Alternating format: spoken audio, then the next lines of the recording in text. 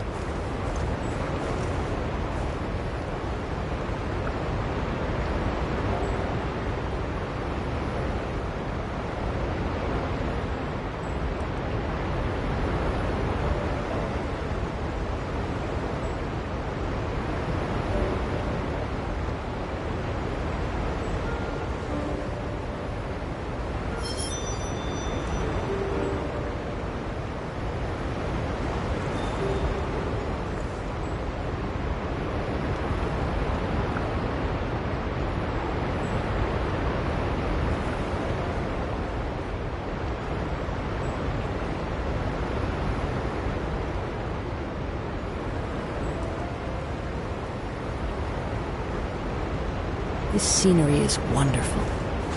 Surely enough to convince anyone to become a wanderer.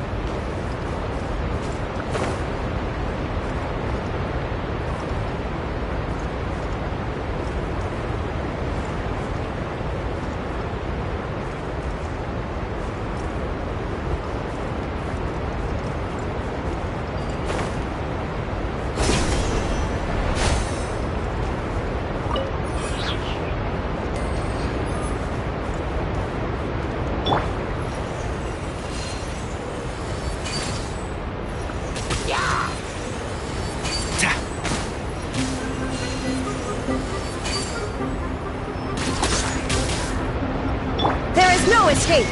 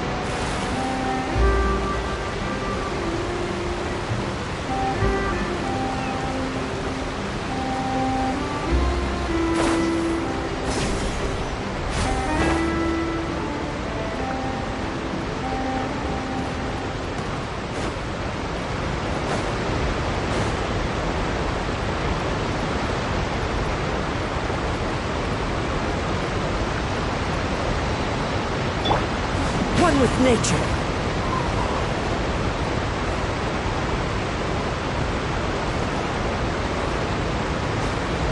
Follow the wind.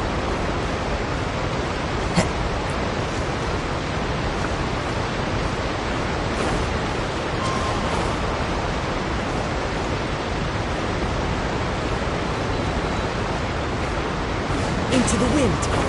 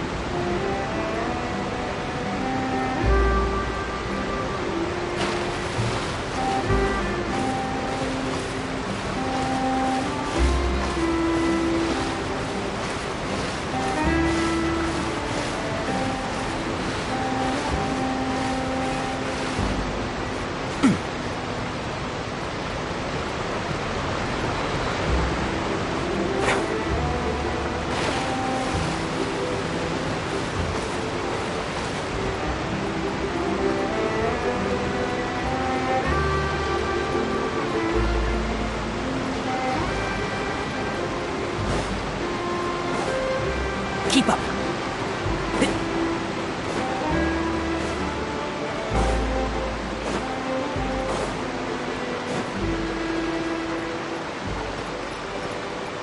Keep up.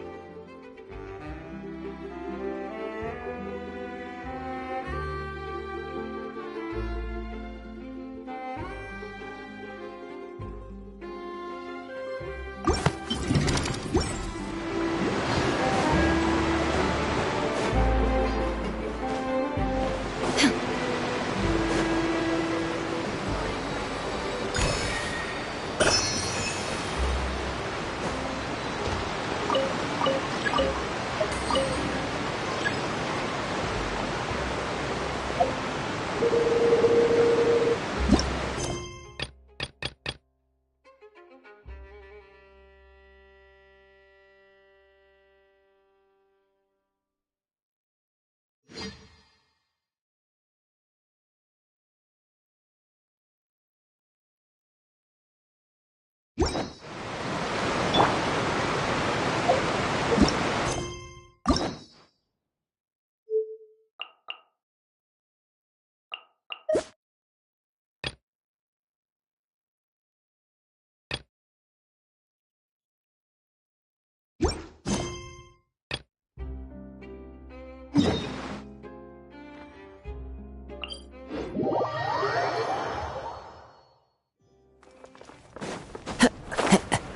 to go.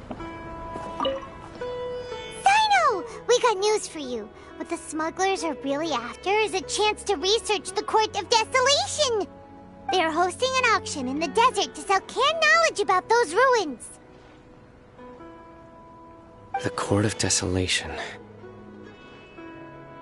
I won't ask how you came by this intel, but is it reliable?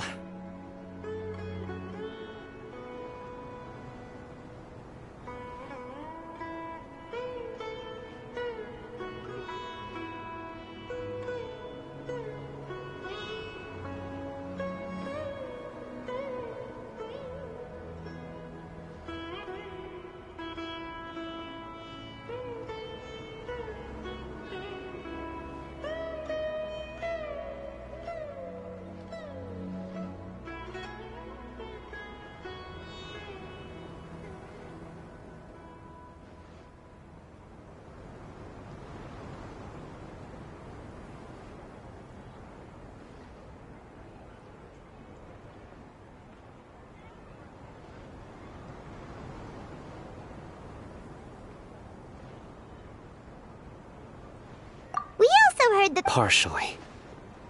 It was a secret place built by a dark sect from the age of King Deshret.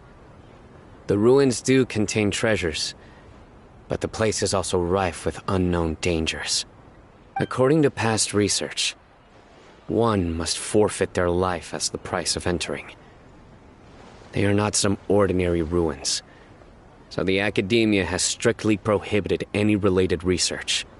However, if they are using the canned knowledge as a way to move information and recruit researchers, then I suppose your conclusion does hold some validity. Regardless, in recent years, but there are always those who attempt to do so, both inside and outside the Academia. After all, legends claim that whoever obtains the treasures inside can see beyond life and death, or even resurrect the dead. Death is often the greatest grievance for many people. Though they're fully aware that the chance of these rumors being true are slim, they hold tight to such fantasies and pursue them regardless. That's why some continue to research it, regardless of it being a restricted subject. On top of that, it's hard to track the source of information contained in canned knowledge. Do you know where the auction is taking place?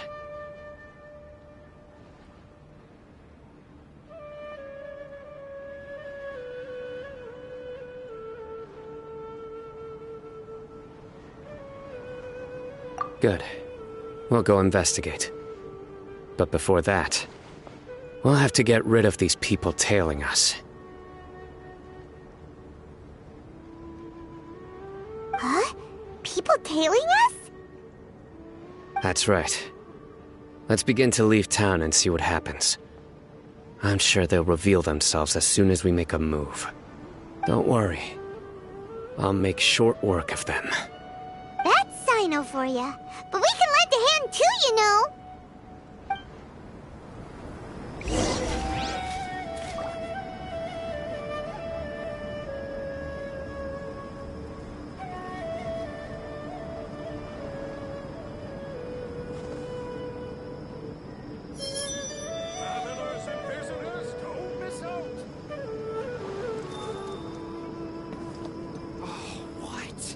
So he's not at the hotel today? I really wouldn't recommend going there. Check it out.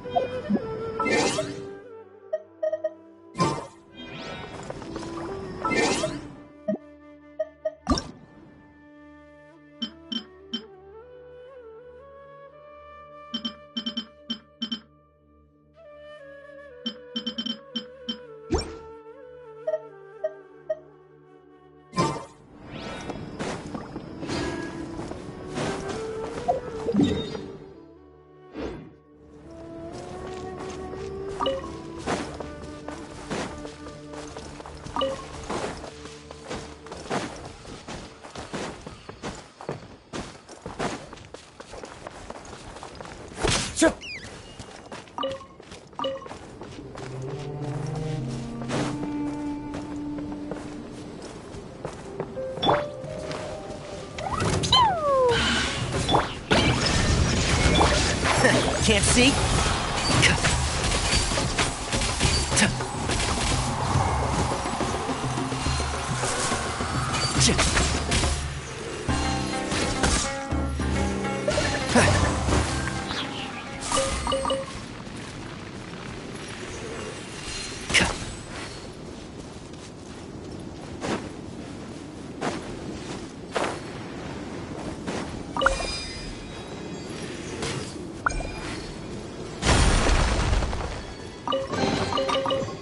I think we can forego the lost and found report.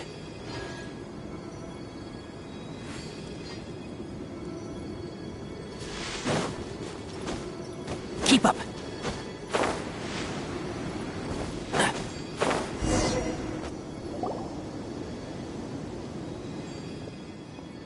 Hold it right there. Heading to the desert, are we? I would think twice if I were you. Who are you? That doesn't matter. All you need to know is that someone wishes to inform you that it's not too late to turn back. You must be Sino. I've heard a lot about you. You've got quite a reputation. But this time you're in And as for you two, why bother sticking your noses in trouble that doesn't even concern— That's right! We won't— Ha! Have you really thought it through? You're not just doing this for recognition. My employer said that he's on top of that. Is that so? Well, I can't think of a reason why I'd accept. I've heard enough. Get out of my way. Sorry, no can do. We're getting paid to ensure you disappear. Since you won't turn back willingly, then we're gonna have to make you go back. That's close enough. New punty. Oh, good chunk. One with the force. Where do you think you're going? Suit time.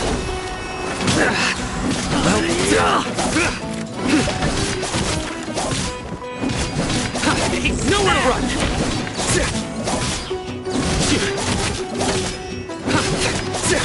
Shine down! Can't see? Sir. I'll uproot you! You are not welcome here.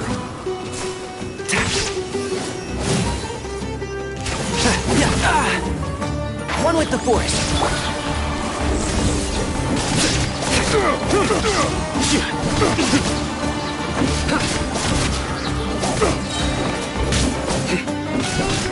Through me, justice is served. Your penance is due.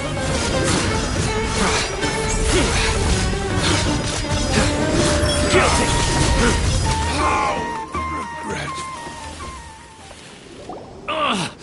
This doesn't change anything. You're in over your head, Sino. There will be others coming for you. You'll regret it.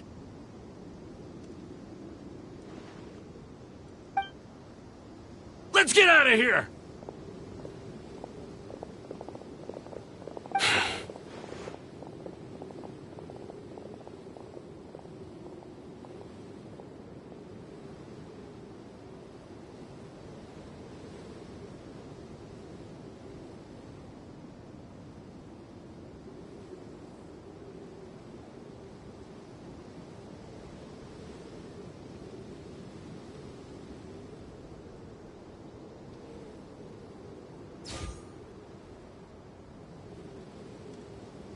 No need.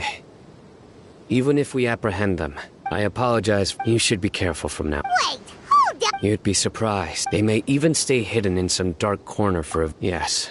I was carrying out my superior— Ooh, He survived. His name is Top— Anyway, don't worry. Paimon will stay alert. We'll see Dean— good. And once this is—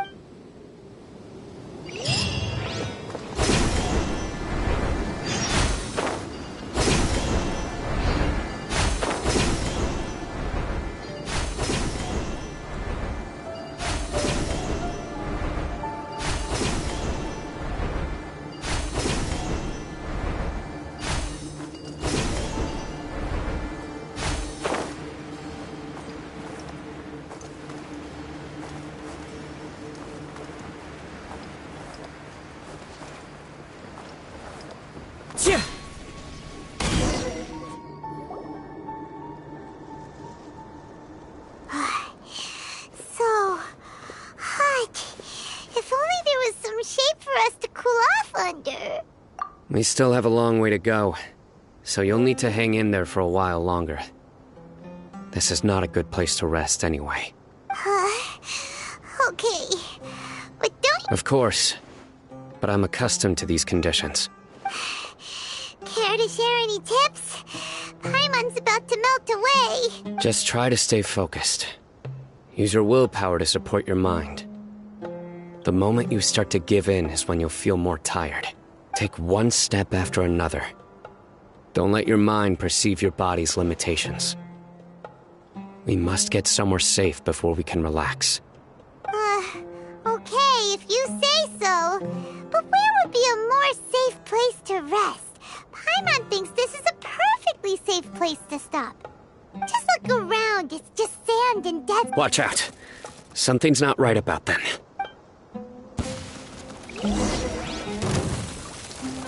One with nature.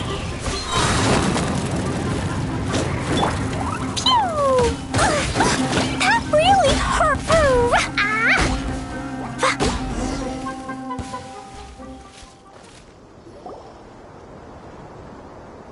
Whew. Well, Paimon really didn't expect to see those here. Those weren't just normal scorpions. See? There are marked numbers on their pincers. They were raised by someone. Someone doesn't want us to show up at the auction. These scorpions were... We are surrounded by desert as far as the eye can see. If we were killed out here, nobody would ever know. This place is super... Something's not right. Stay still. Here's the answer. They must have planted this on you. Huh? What is it? A miniature tracking device made by the Ksharawar. They can use this to discern your approximate location. But this device wasn't licensed for mass production. Where did they get it? Could someone from the Ksharawar also be involved? But that doesn't seem right. Whoa! Paimon never knew that kind of thing even existed! Why would it be on him? They probably planted it on the Traveler during our fight with the mercenaries earlier.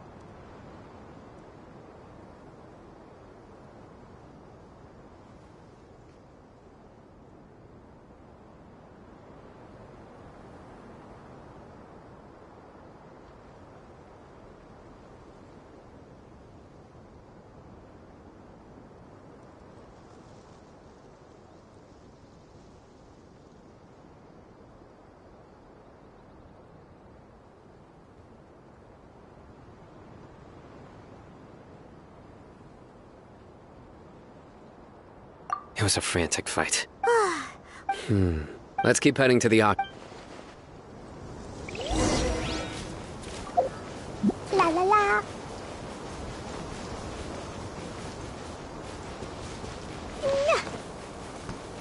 They're back again! How many of them are there? There is no escape! And Shroud!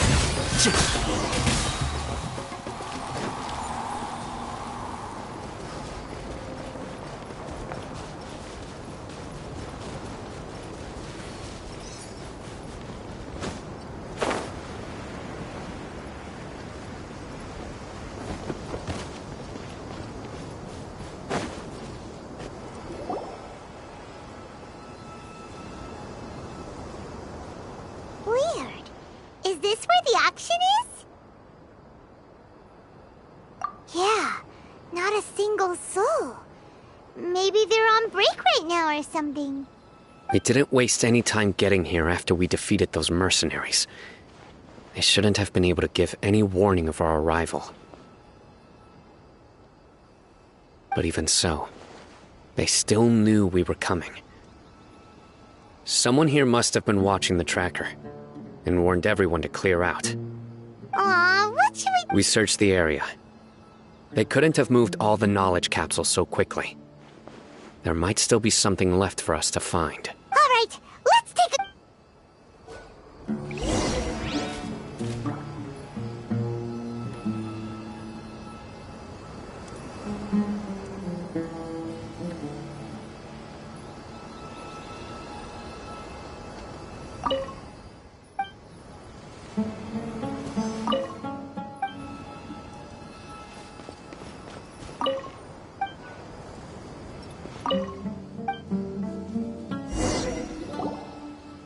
Did you find anything? No, nothing in particular. It's possible there weren't many knowledge capsules containing info about the Court of Desolation, so they carried those off. But don't worry. I have another idea. You two start heading back the way we came. I will remain hidden here. Come back and meet me here after some time has passed. I'm sure something will come up by then. They packed up in a hurry. Once they think we've left... Help! Okay, we'll start... Yes.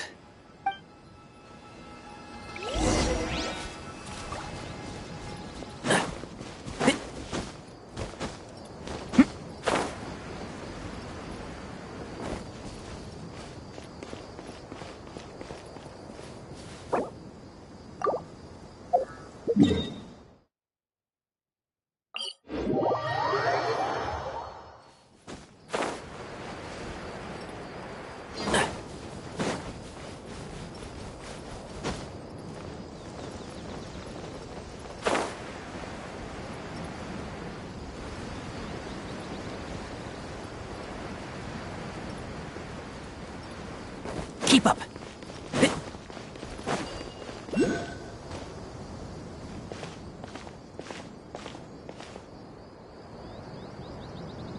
Ugh, so tired. We've probably gone far enough now, right?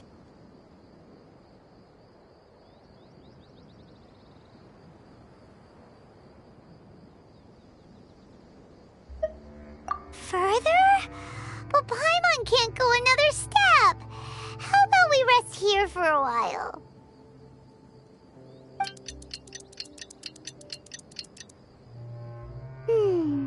It's probably about time for us to head back to the auction. Let's go. Maybe Sino's finally found some leads.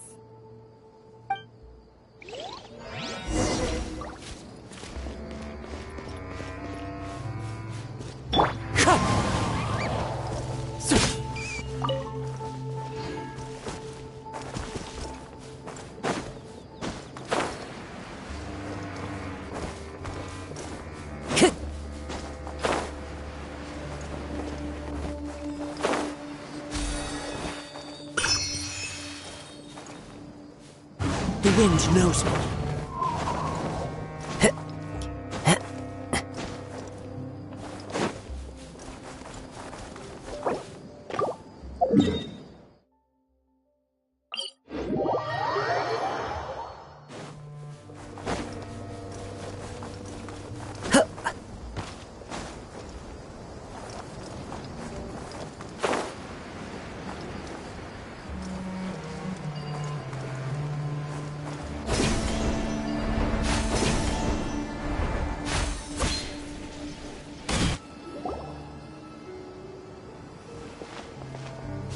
Oh, looks like Sino caught someone. So you're the bad guy behind all this, aren't ya? All right, tell Paimon everything you know. I didn't act immediately when he showed up. Rather, I laid low and observed for a while instead. He is not the primary instigator, but he is most likely one of the more important dealers here. Am I right? Yes, impressive. Huh? Greedy? What are you... Once everyone knew you were coming, all the canned knowledge dealers abandoned their goods and fled at once. Obviously, there wasn't time to pack up everything. Since all the goods were just left here unsupervised, I thought I'd use the opportunity to come back and take what I could. You know, free merchandise is good business, but... I suppose there's no use explaining it now. You must know who's manufacturing and selling the canned knowledge, correct? Will you tell us willingly? Or do I need to make you talk? No, I'll talk. But before that, perhaps we can take the conversation elsewhere? If we stay here, chances are that someone will see me with you. That would put both me and my family in danger. All right. Where do you suggest we go? How about my home in Aru Village? It should be safe there. Fine. Let's head out. You can throw away the tracker now, Traveler. Listen, buddy, you better not try to trick us! Come on now. Do you really think I'd try to pull anything under Sino's watch? Seriously, what can I even do? Wherever in this world I roam, I carry memories of my home. This blade.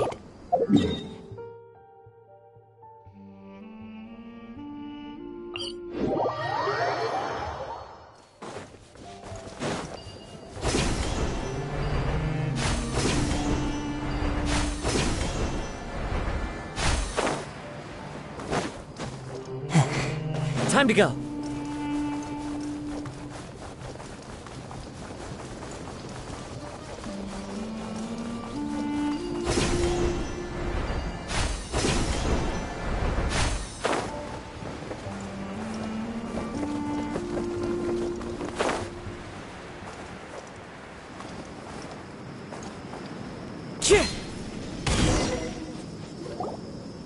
Dad, you're back! Oh, we have guests? Hi there. This is my daughter, Seemin. She can be a little shy of strangers. Why don't you run along now, dear? Dad needs to talk with our guests. Oh, okay. Everyone knows Sino in our business, but let me ask, who are you two? Paimon is Paimon, and this is the Traveler! To be honest, I really didn't expect to see Sino, the lone operator, working with any partners. When I saw the tracker start moving away, I assumed you had decided to just go back empty-handed. But even though you caught me, I'd still urge you to stop while you still can. You should abandon this investigation. Why is that? Everything from the manufacturing of canned knowledge to the sales and even splitting the profits. Every step of the process involves dozens, if not hundreds of people. Massive profits have brought everyone together in this business. Everyone will try their best to defend this industry that we've worked to build. It will be a long and difficult fight, even for you, Sino. And even if you manage to win in the end, no one will thank you. If anything, you yourself might even feel remorse. Why are you so bent on putting us out of business? Everyone has their own reasons for what they do. I don't have to explain mine.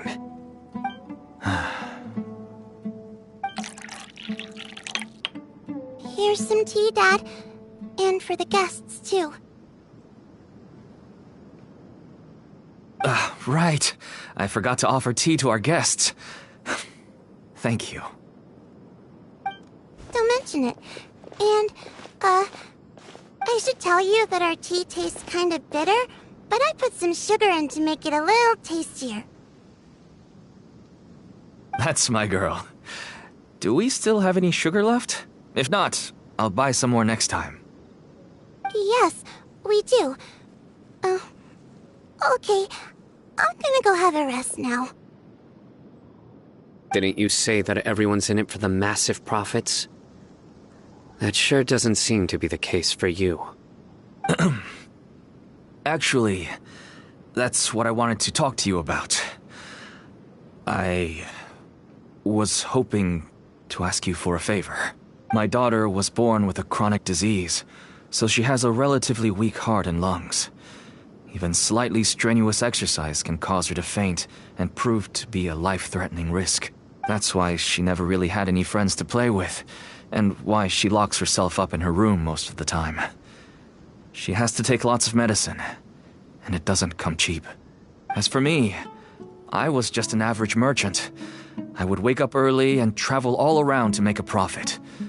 But the Mora was still nowhere near enough. I could only watch my daughter's health deteriorate day by day. Until one day, someone reached out and showed me a way to really make a profit. Selling canned knowledge. That's right. With all the Mora I made, I could finally afford medical treatment for my daughter. Nothing made me happier than seeing her get better. There are many others like me.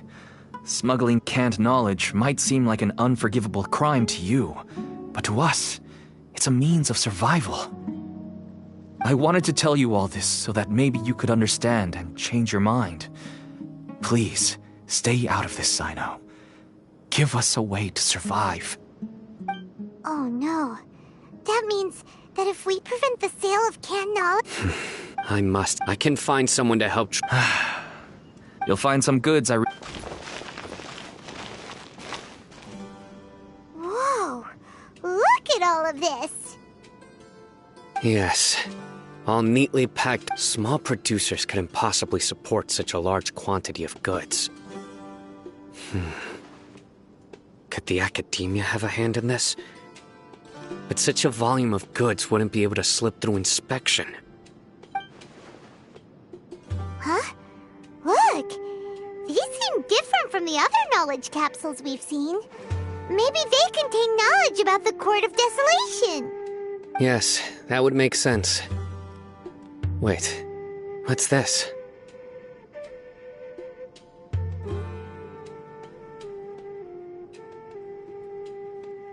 Yes, it's a Matra seal, indicating that the goods have passed Matra inspection. I started to suspect that someone in the Academia might be involved when I found the tracker earlier. But how they could ship so much canned knowledge out of the Academia was still a mystery. The pieces have now all fallen into place. With this Matra seal, goods can leave the Academia without undergoing a second inspection. No wonder they don't want me to investigate. It turns out that a Matra is behind this. Even I find it hard to believe.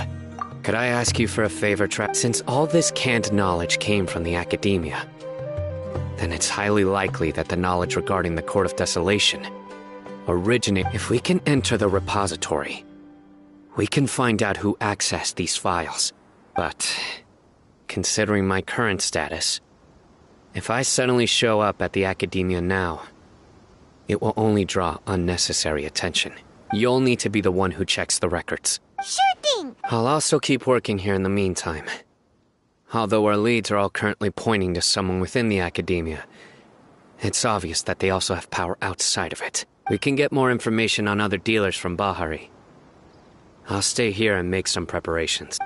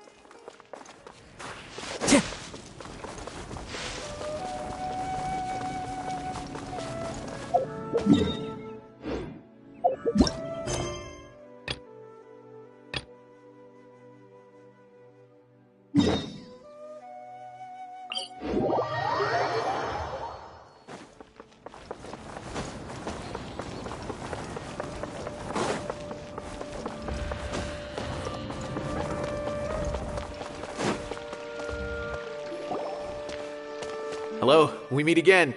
Have you managed to find Sino? If... I read the letter, and must admit that I hadn't expected things to be so serious. Sorry. Had I known it would be so dangerous, I never would have gotten you two involved. It's alright. We wanted to help Sino too. I can tell that he really trusts you. The research files stored away in the restricted repository are far from ordinary. Everything there is essentially about dangerous research that's forbidden by the academia. Even I don't usually have authorization to enter, but with this letter from Sino, it shouldn't be a problem.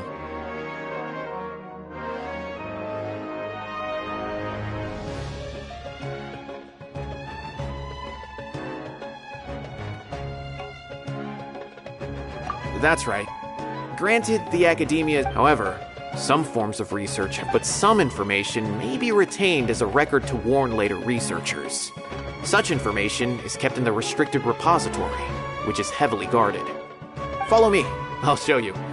Hopefully, we'll find the answers that Sino is looking for. The restricted...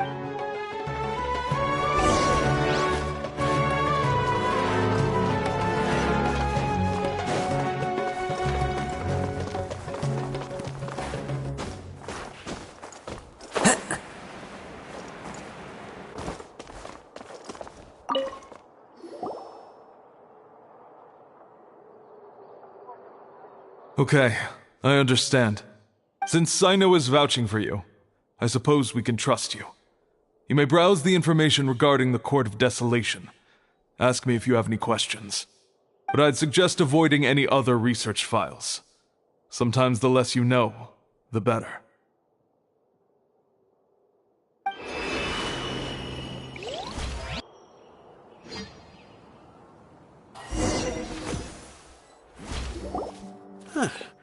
So this is the restricted repository.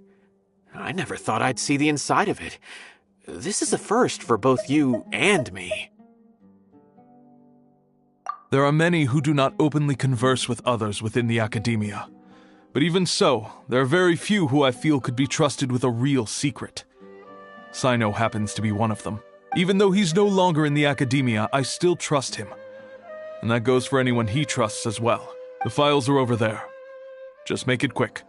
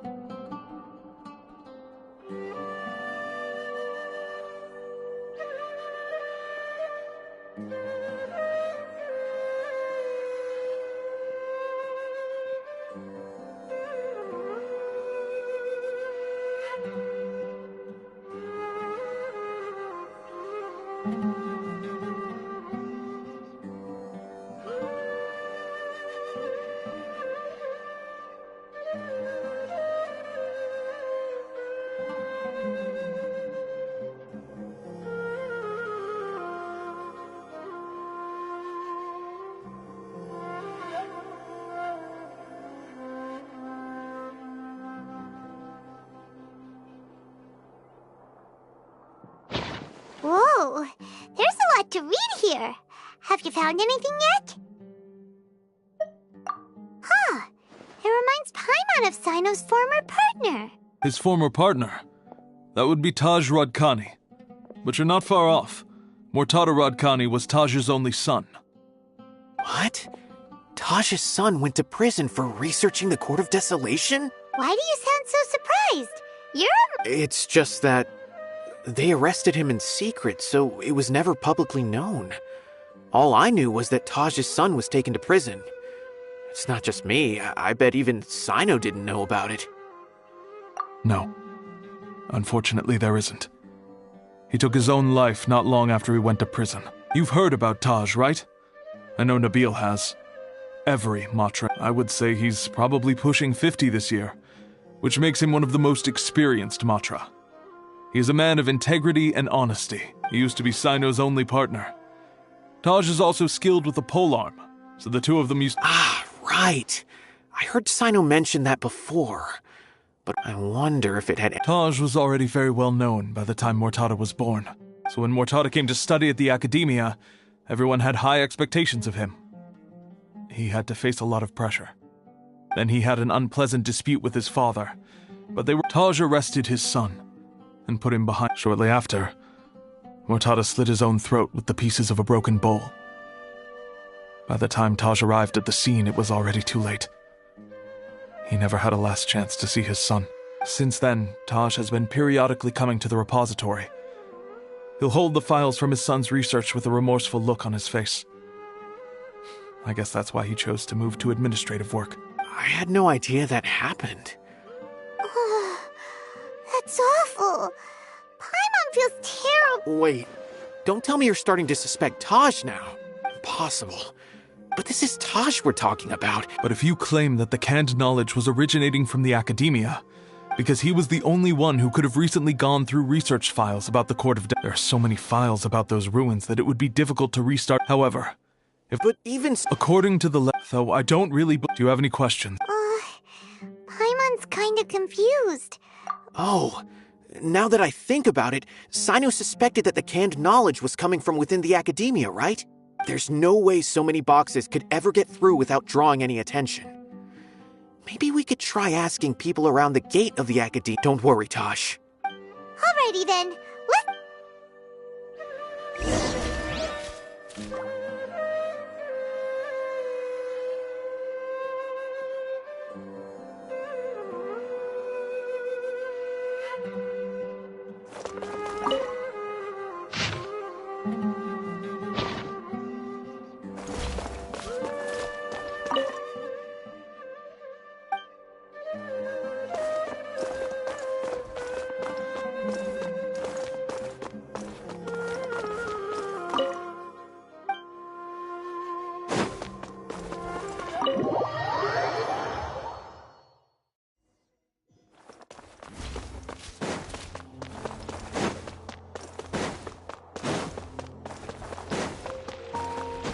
Time to go.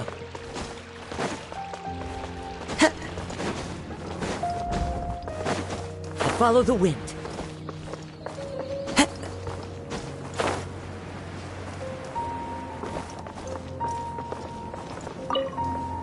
Excuse me, have you seen any large shipments of goods leaving the Academia recently? No, not that I'm aware of. Perhaps you could ask someone else?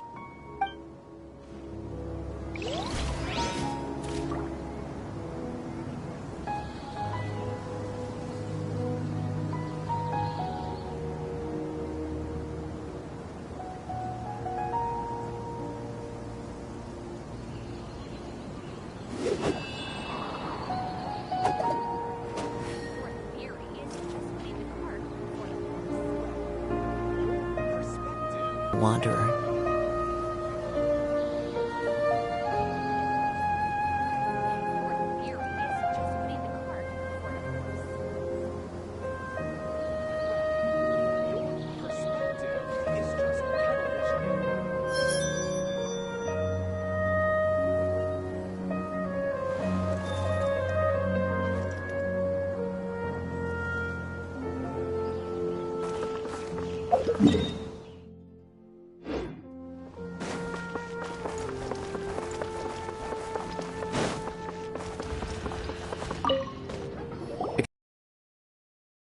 large shipments of goods leaving the academia recently? Huh.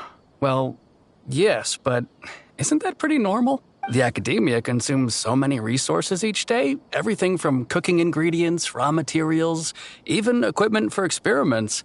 It's normal for goods to... Right, but we're looking for shipments with a Matra seal. Have you seen any like that? That I'm not too sure of. I normally wouldn't notice whether the goods have any seals or not. Maybe you should ask someone else.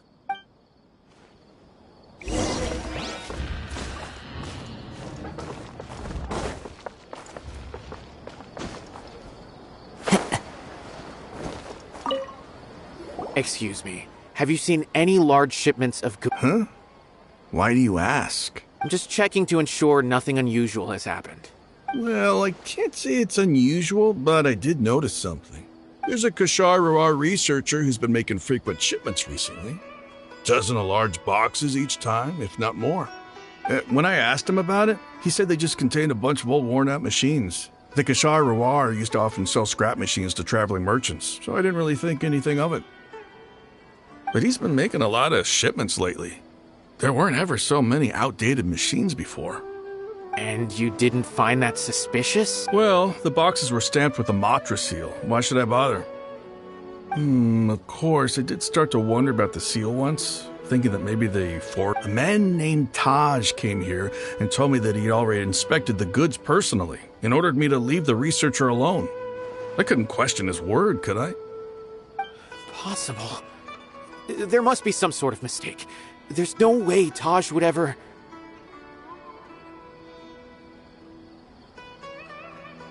No, I won't believe it. Taj is an honorable man. Someone must... Wait, I know another Matra who works with Taj. I can ask him to let us speak with Taj.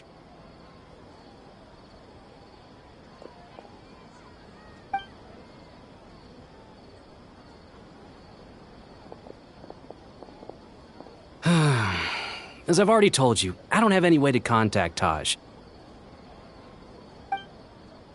A few Eremites showed up looking for Taj yesterday, and he met with them in his office. I was standing outside of the door, and I vaguely heard them say, "Found it." Before I realized it, the door opened, and Taj left with the group of them. I noticed that he had also changed into Eremite attire. But Taj didn't come to work today, so I've also started to feel a little concerned about the whole thing. If you'd like to speak with him, maybe you can try visiting his home. He lives just on the outskirts of Sumeru City. A group of Eremites? Could Taj really be the one making all the... No way. Taj is just like Sino. They're considered heroes among the Matra. There's no way that he would... Fine.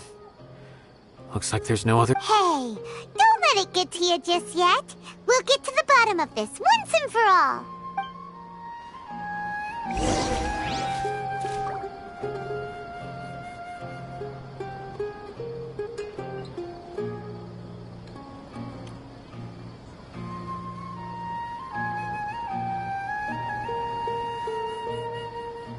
There are leaves around, and I know just the tune to accompany them, if you wish to hear it.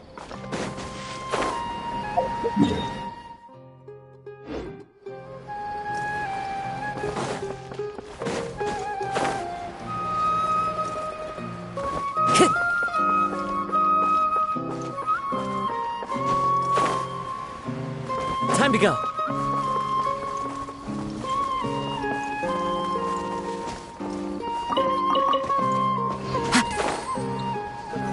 So, this is Taj's place.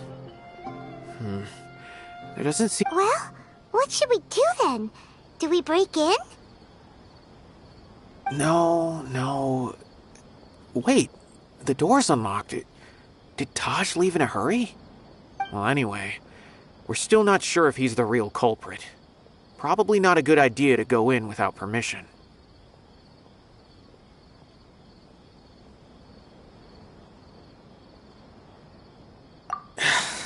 You're right.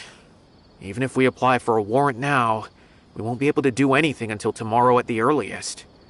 This is an emergency. I just hope Taj doesn't mind. What's this? It's a paper full of names written on it. Oh, and a map. Nabil, can you make any sense of this? Yes. This is definitely Taj's handwriting. These papers look like records. These are the transactions between Taj and some other people. From the look of the numbers, the scale of this smuggling case is absolutely massive. The whole operation involves more than 300 people, including dozens of celebrities. These are famous scholars, merchants, mercenaries. I have a feeling that Sino might be unaware of what he's up against. There's no way anyone could face such a large organization on their own.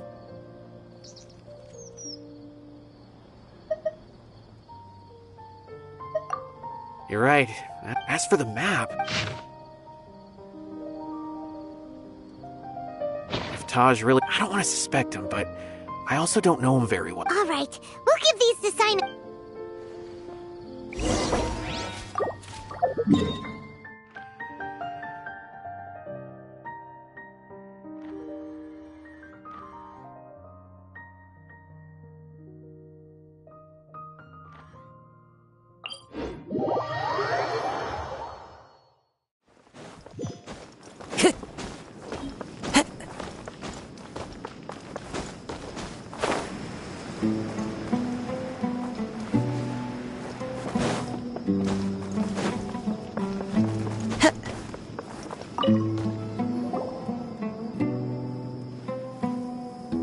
Well, Sino, what do you make of it?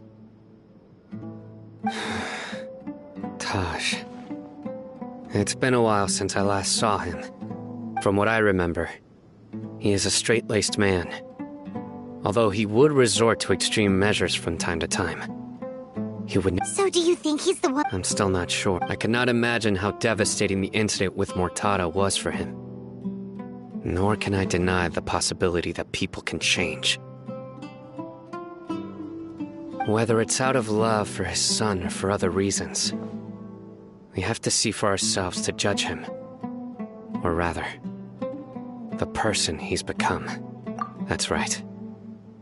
It's clear that he had a hand in this case, yet he made no report of it. There's no doubting that. That's also why I need to see him. I must ask his reasoning and judge him myself. Time is ticking. Let's go.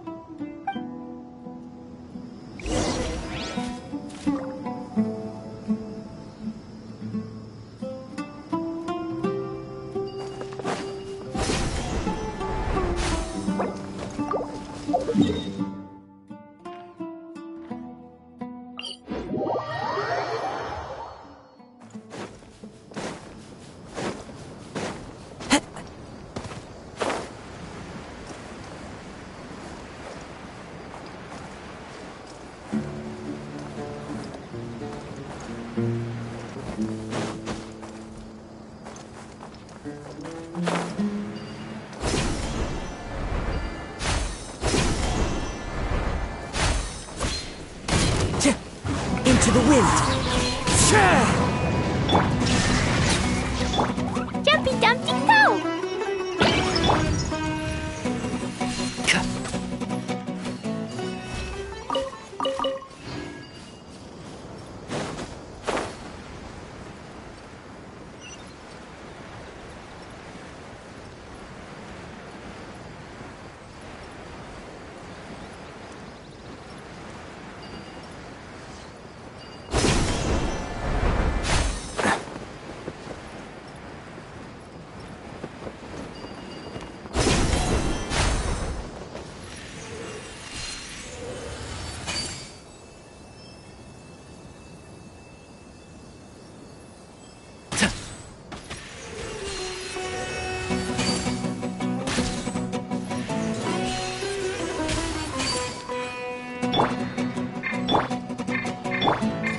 Boing, boing, boom! Illusion shattered! One with the forest.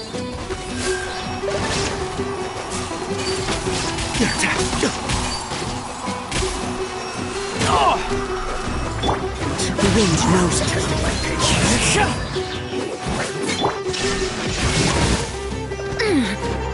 We'll meet again. One with nature. Enshroud. Finally, some target practice.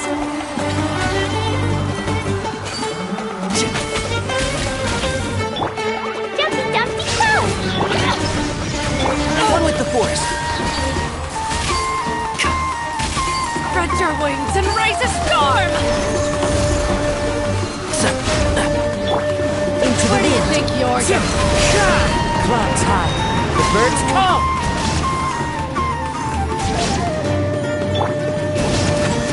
Goodbye. But we'll meet again. I think we can forego the lost and found report.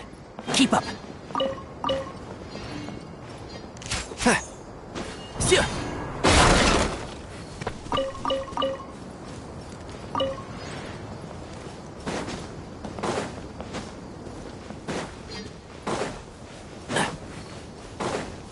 Keep up.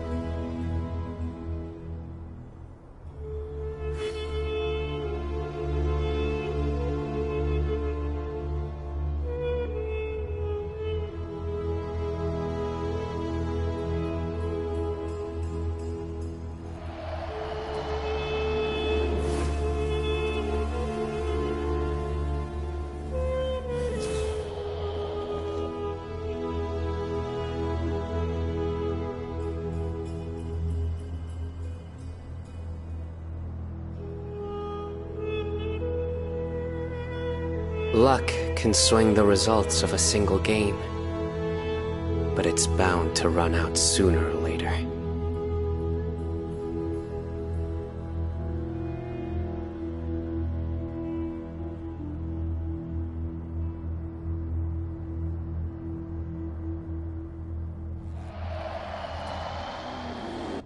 So this is the Court of Desolation. Are there really any treasures buried here? Oh, Paimon's kinda nervous. Could it be dangerous? Don't worry. You'll be safe with me. I hear everything.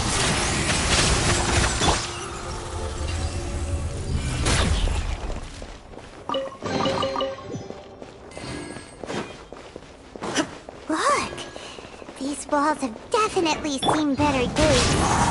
Was there some sort of fight here? Let's keep going and see what we can find.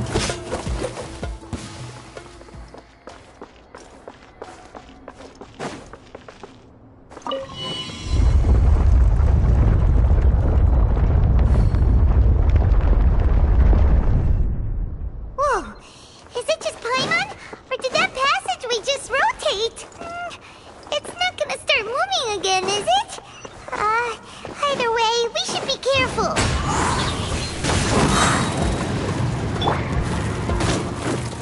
There is no escape! Pew!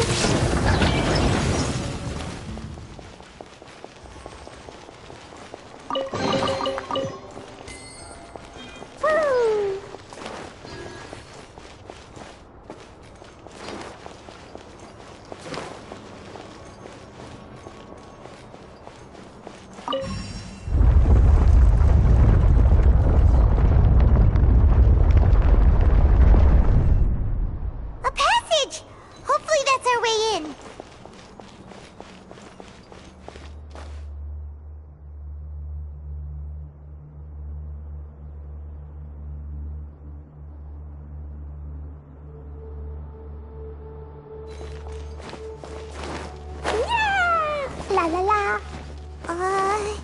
That eye seems to be staring right at us.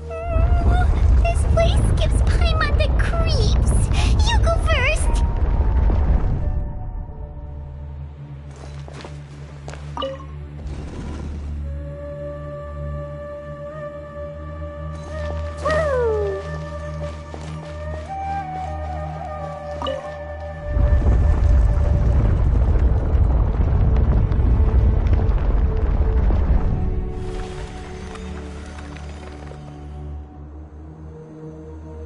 Da-da-da! Woo! Da-da-da! Boing, boing, boom! One with the forest.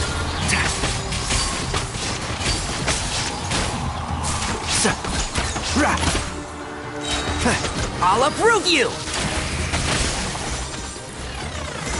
Keep up.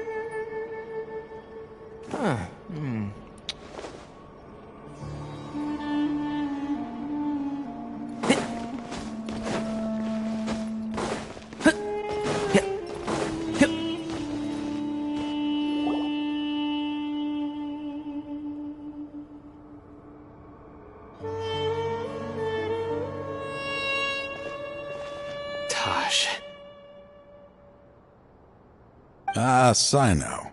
It's been some time since I've seen you last. I trust you are doing well. Seeing that you've made it all the way here, you must be on the cusp of wrapping up your investigation, I presume. Even faster than I expected. Is it because you have some new partners now? That's right. This case is nearly closed. But the most important answer still eludes me. Was it all your doing? Smuggling the canned knowledge? The research of the Court of Desolation? Yes, it was me. Then explain why. That's the difficult part. Let's just say I've changed. I've become a selfish coward who only wants to pursue his own interests. I find that hard to believe. Oh, really? Way I see it, every person will end up like me sooner or later. When you're young, you press forward, unattached, living solely for the justice in your heart. But as you begin to age, you start to become more cautious. You know many things are wrong, but still turn a blind eye to them. I was the same. I never questioned my actions until Murtada died. I could feel the justice that I once strived to uphold slowly crumbling in my heart. I was completely dedicated to all that I did, but as I grew older, I found myself feeling alone, miserable. Can you imagine what it feels like to not have the will to live, but not be able to die? Murtada was sent to prison by my own hands. I set myself on this painful path. My son hated me till the day he died, and now I must live with that pain and regret. I failed him as a father. But now I have a chance to make it right. A chance to reunite with him. The Court of Desolation.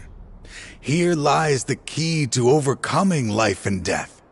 The power to even bring the dead back to life. So, did you already find what you needed here? See this door behind me? Behind it lies the treasures that I seek. I'm so close, Sino. If only you hadn't arrived now, I could already have...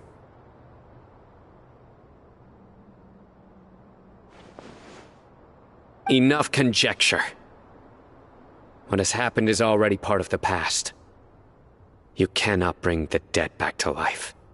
In the end, the treasures you seek are nothing but myths and legend. Since you're so sure, why don't you just let me open the door and see then? No. I sense danger behind that door. There will be dire consequences the moment you open it. I beg you, as an old partner, can you let me fulfill my last wish just this once? Surely you get it by now. Doing your job without mercy will only drive people away from you. I'm the prime example. I don't overthink things. If there is only one way for me to defend my principles, then that is the path I will take. Seems there's no convincing you. All right then. Let's see if your polearm skills have improved at all.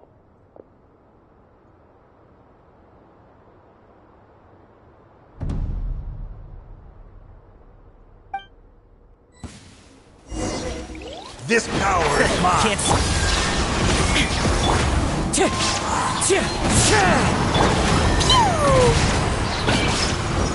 I will set things right no matter what. As I thought. Your strength. You feel it, don't you? I'm stronger than you remember. I gained new power when I entered the Court of Desolation. This is only a taste of it. Once I open the door behind me, this power will be complete. Even life and death will have no grip on me. Uh-oh. We have to stop this guy! I won't let you open that door. I wouldn't be so sure. I'm afraid it won't be easy to stop me now that you're injured. Or are you ready to sacrifice your life for this? I'll do what I still remember when we first became partners. You were always charging forward and putting... Even after all this time, you still haven't changed. You haven't changed either. You left that list of names and map in your house on purpose, didn't you? You wanted me to be able to find you here. All of this was just part of the act. I had my suspicions from the beginning, but I couldn't be sure until we fought. If he really had changed, your fighting style wouldn't be as it was before. Huh? What do you mean, Sino? He never planned on opening the door. His true intention was... What's happening? Seems our time is running short. Let me make this quick then. After Mortada died, my spirit was crushed. For a long time, I was hoping this reality was just some terrible nightmare. That is when I was approached by someone who wished to collaborate and find the Court of Desolation together. I did some investigation of my own and discovered they were part of a massive organization. People from every walk of life are involved. They are relentless in their search, pouring countless mora into secret research, even sacrificing lives, in hopes that the Court of Desolation would appear. No wonder banning the research wasn't enough. A full-scale operation was already in motion. I'm a flesh and blood. I suddenly came to a realization amidst my suffering. The Court of Desolation, a place that once drove people to tragedy, was still doing so. As long as this place exists, people will recklessly seek it out, just as Mortada did, generation after generation, regardless of the cost. Let it be buried beneath the sand forever. Once the Court of Desolation is gone, there will no longer be anyone obsessed with seeking it out.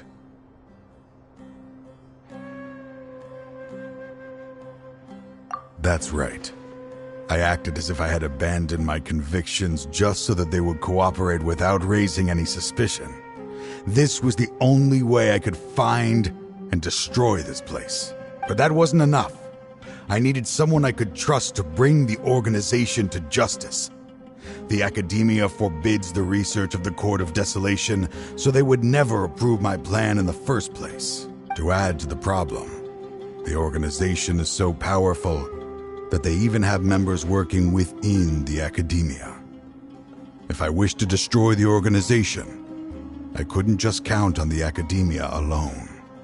So, you pretended to be the one behind all this as a test for me. Yes. I'm sorry, but now I am assured. You haven't changed at all. You are still as you always were, fearless, and making no compromise. Anyway, this place is collapsing. You must leave now. Wait! Aren't you leaving too? His fate is already sealed. There is no life left inside him. He is like a candle with no more wick to burn. You planned it all from the very beginning, didn't you? Risking being treated as a traitor to collaborate with them. Sacrificing your own life to open and destroy the Court of Desolation. Regardless, I made a grave mistake by allowing the smuggling and the research of this place. Let this be the final judgment on myself. I was always so busy with work that I never made time to fulfill Mortada's wishes. Finding this place was his biggest wish. Since I'll be reuniting with him here, I can only hope he won't have anything more to hold against me. I'll leave all those people on the list to you. There's nothing to be sorry for. If you see Mortada, send him my greetings. Goodbye, old friend.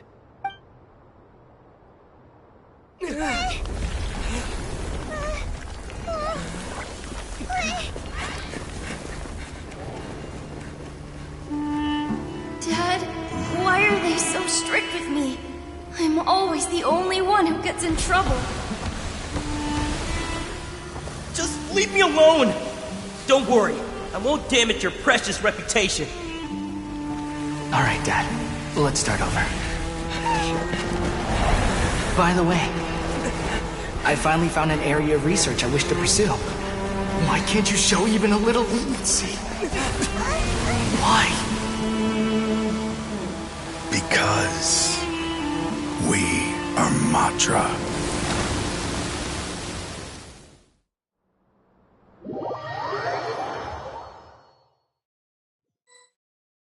Huh?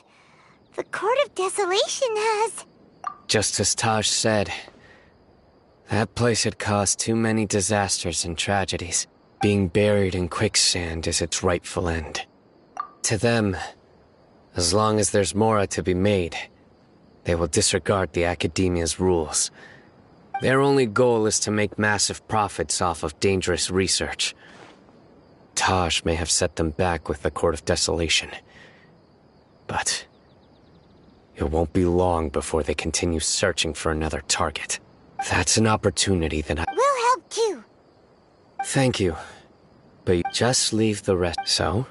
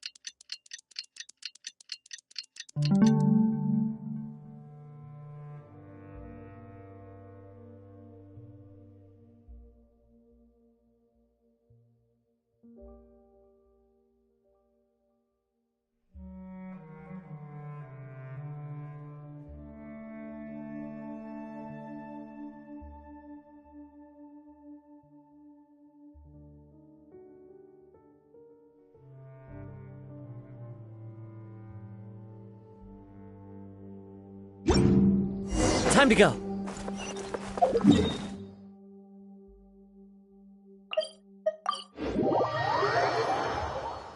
We meet again. Thank you so much for all your help.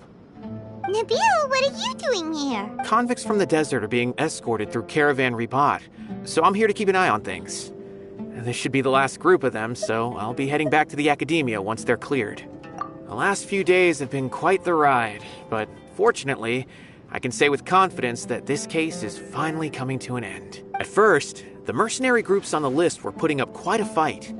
They made several desperate attempts to cover up the truth. However, Sino crossed the desert and took out their main camp overnight. After that, people on the list started to put pressure on the higher-ups within the Academia. Everyone was on edge, and the case came to a standstill. And?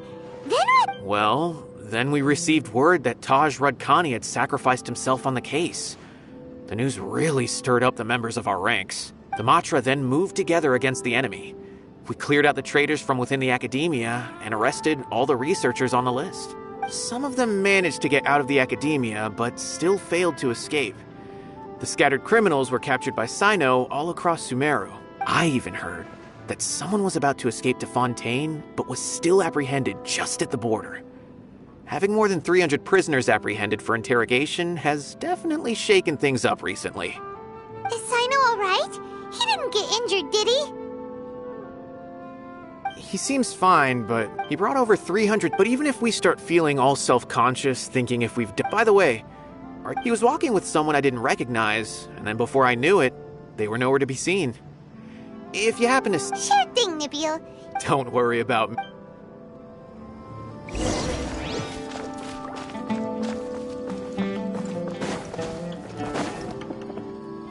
Trying to single-handedly bring 300 people to justice must feel pretty exhilarating, but I can assure you this is certainly not the best solution. I'm aware. However, I learned something unexpected during interrogation. Apparently, someone had enticed Murtada Radkani into becoming interested in researching the Court of Desolation. Murtada had lived in his father's shadow all his life. Naturally, he wanted to conduct research that would seem groundbreaking and significant. After Murtada died, the organization tried to use Taj's shame regarding his son to add him to their ranks, toying with others' minds, treating lives like dirt, and doing anything for their own interests. This makes me angry. Fine, I understand. This is a type of trap I've been working on which uses plants. Here, take some just in case you need them next time. If thrown into the mud, the trap will grow rapidly and disperse a pollen that has a paralyzing effect. I don't have much use for the traps these days, but maybe you will, and can help me collect more testing data. Sino! Tainari! Oh, so Tainari must be who Nabil saw earlier. Are you also here to see Sino? That's right. Sino asked me to collect some medicinal herbs to treat a girl named Semin. I also dropped by just to check for any injuries. He seems to be fine physically, but he looks a little more lonely than I remember. And Sino, relax. You don't always have to look so serious, you know. Why don't you play more Genius Invocation TCG, huh? Kale has always been a little wary of you, and your stern expression certainly isn't helping. How is Kale these days? She's grown a bit taller, but her grades could use some improvement. She still made many mistakes on her last test, even after I had marked all the important content in the book for her. After some time, I plan on having her go outside more. It just so happened. Huh? You mean Kale is leaving Avidia Forest? What happened? I've asked her to host some ad hoc lectures to teach the dangers of canned knowledge, as well as how to use it safely. Although we've apprehended all the criminals behind the recent smuggling case, there are many people who are still curious and seek canned knowledge. So, I decided to ask her to work on increasing knowledge and awareness on the topic. Please be sure to keep an eye on her. I will. If anything else happens, the three of you can find me in the Avidia Forest. Take care. I've already caught those who were preparing to attack you in secret. Even if some criminals did slip through our fingers, they wouldn't know that you were involved in the case. So you can relax. But what about you, Sino? It's still not time for me to rest yet. Those who died have fulfilled their wishes, but those who are alive must continue pressing forward. I've been thinking about what Taj said in the Court of Desolation these last few days. His words were not empty. People do change, and no belief can completely resist the erosion of time. I just hope my own change will come slowly, that way, just as I gained courage from my own superiors and my partner. I'll be fine. There are many things I feel many people want. One day, I'll gather some flowers that grow in arid desert conditions. And then, I was hoping you'd join me.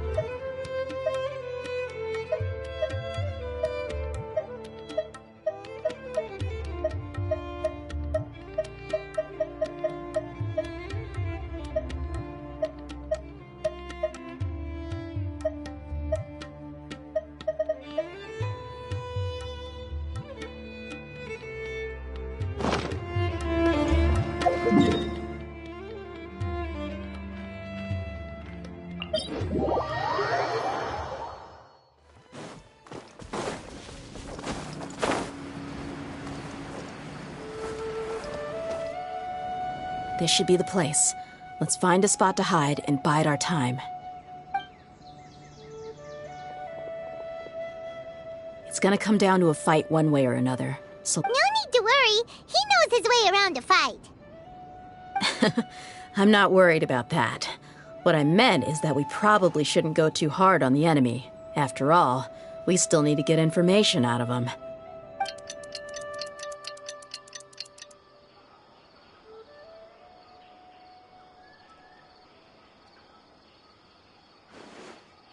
Here they come. You ready? Let's not give them a chance to...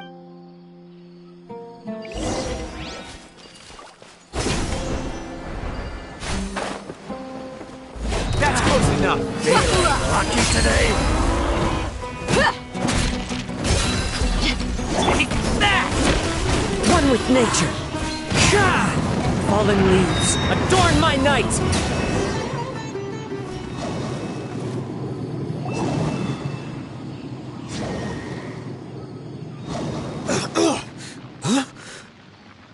You're... the Flamebane. Good. That saves me an introduction. All right, time for a little talk. Are you buddies with Takana Lakmar now? You know the code of being a mercenary just like everyone else. The first rule is to never divulge key information about our employer. What makes you think I'd talk? That might have worked on an amateur, but I know you're just looking to protect your reputation. Think about it, though. What's your reputation worth if you won't have the other tools you need to succeed in this line of work? Tools like, I don't know, your limbs or eyes? You've got 5 seconds. You might want to think twice about how much your employer's information is worth to you. Whoa! I'm not joking around. We can do this the easy way or the painful way. 2 seconds! I'll save you the trouble.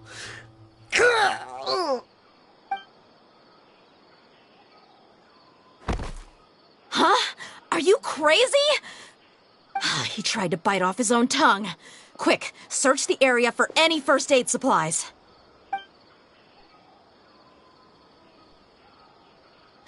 I definitely didn't expect him to go that far. Thankfully, the wound wasn't too deep, and he just passed out from the pain. But why would he be so extreme?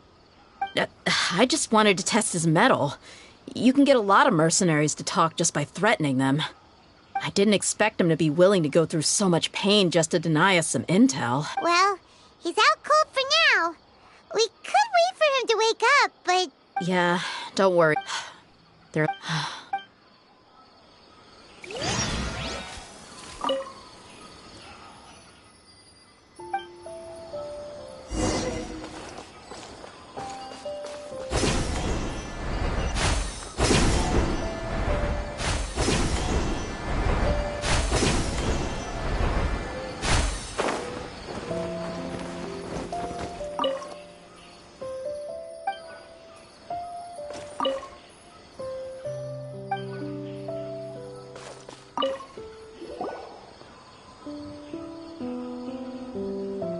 We found a piece of paper with a bunch of names on it. Maybe it's a record of something. Let me take a look. If this really is a merchant caravan, they should have a record of their transactions.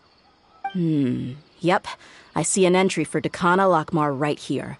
Kusela, Idrisi, Bashar, and Takriti.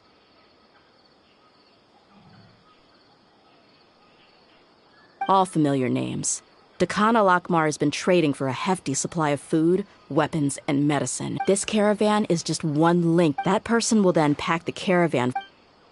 Wait, why is there no Mora value recorded for the final transaction? No? Yeah, every transaction before the last one. Perhaps. Anyway, the next part's the records of the goods. Huh? What's wrong? Shahzaman Homayani? Homayani? I'd be surprised to find someone with the exact same first and last name. Shahzaman Homayani is Dunyarzad's father, and the head of the Homayani family. Just what the heck is going on here? I'm sorry, you're right. I'll consider what we found and not jump to conclusions just yet. But what this piece of paper confirms is that the Homayani family has been providing goods to Dakana Lakmar. What if the Homayanis have been kept in the dark and don't know they've been trading with Dakana Lakmar? That's a possibility, but if that was the case, why is this caravan specifically named Shahzaman as their person of contact? They could have just as easily bought goods such as food and medicine directly from Caravan Ribat or Port Ormos.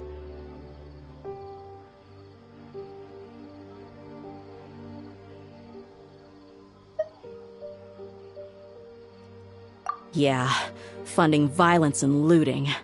The brigade gets the goods, and he is paid the proceeds from the sale of the loot. But why would he do something like this? It's not like the Homayanis are in need of money. I honestly have no idea. I've been to their estate many times, and I've never noticed anything suspicious.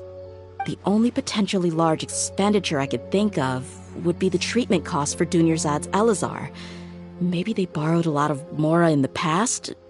But that's still just a speculation. I don't think the master would stoop so low to make more. You're probably right. I know my lady's personality, and she wouldn't deliberately keep something like this from us. But what should we do now? All we If you ask me, I'm not worried. Let's go find my lady again. If we're lucky, we... Dia? I've considered that possibility. She showed genuine That's not how I deal. You're right. Paimon wants... Yeah. Let's...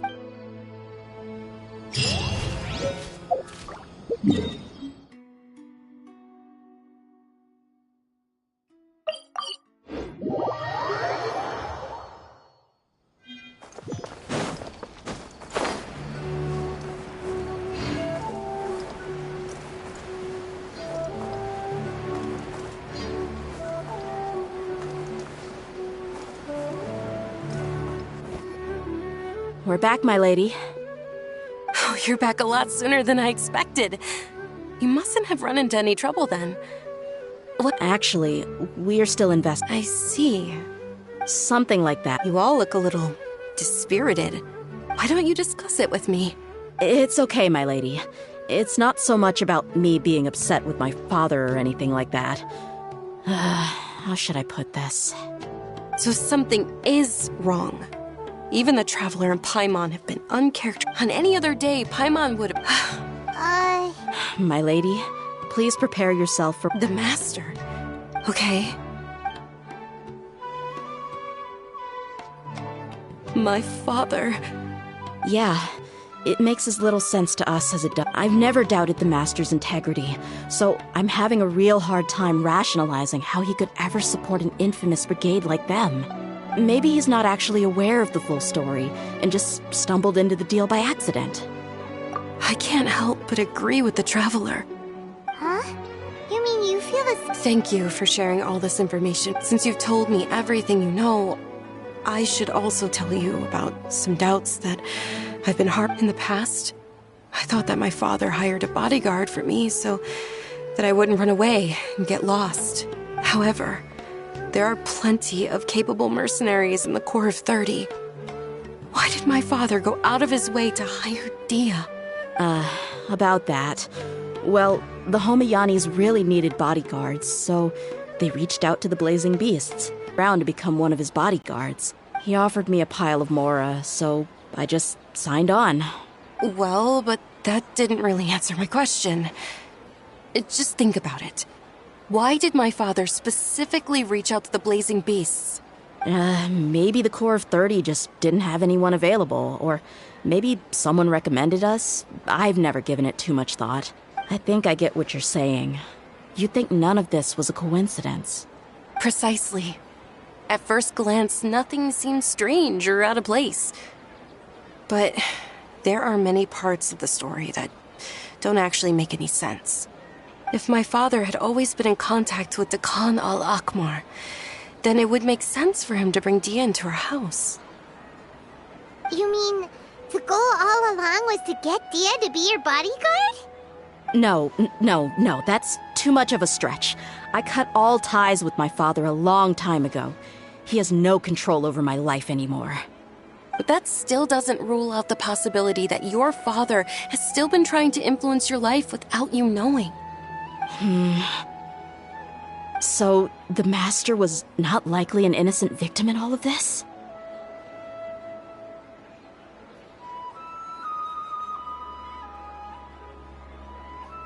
Sorry we put all this on you. It's okay, Paimon. Regardless of his reasons, But is that really? My father has committed many atrocities. However, the Homayani family has treated me with nothing but generosity and kindness. If we decide to investigate this further, we could end up implicating the entire Homayani family. I would be biting the hand that's fed me over all these years. Dia. It's all right, Dia. If anyone were to ask, you could always just say that I'm the one who instructed you to get to the bottom of this. You don't have to do that, my lady. I'm not conflicted because I'm afraid of taking responsibility. Besides, you're the one we should all be worried about right now. Hey! It's still too early to give up hope! What was that thing about friendship again?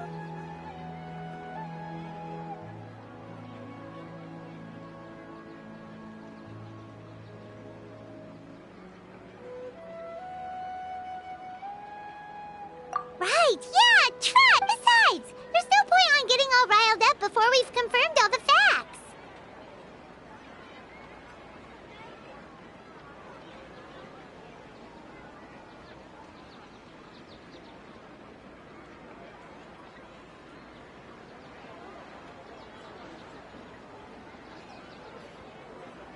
Thank you, everyone. That makes a lot of sense. I guess I should always remember the trust that I've placed in people. In which case, my lady? Sure thing. Yeah.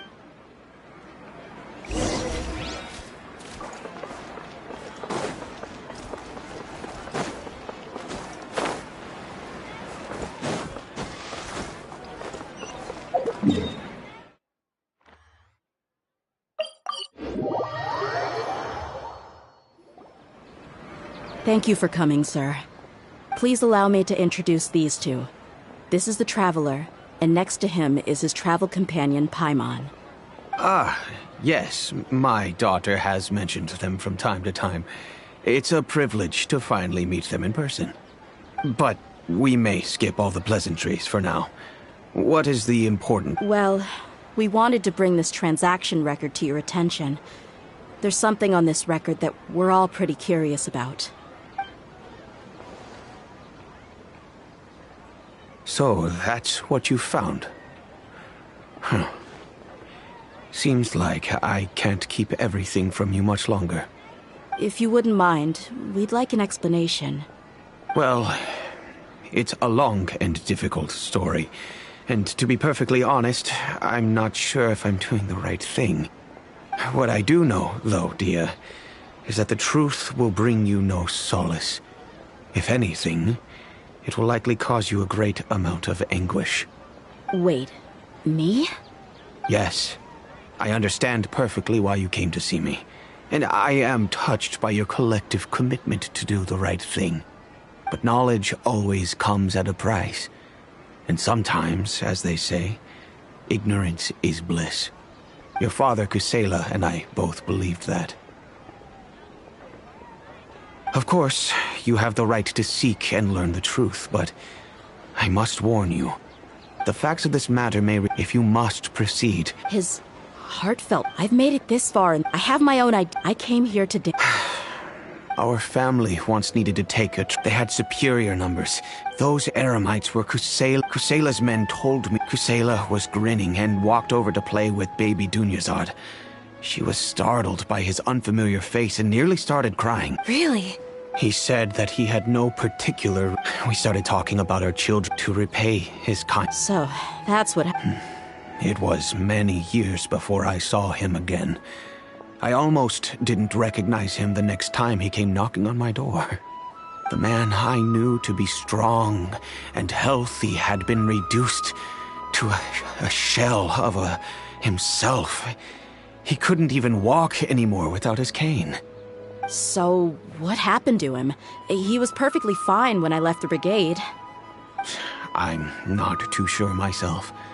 The only thing that didn't change was his cheery disposition. He said there was absolutely nothing to worry about and that he had gotten into a fight. That was all. He then suddenly asked me if Dunyazad, now that she had grown, would need a bodyguard of her own. At the time, Dunyazad was going through a particularly severe bout of her Elazar.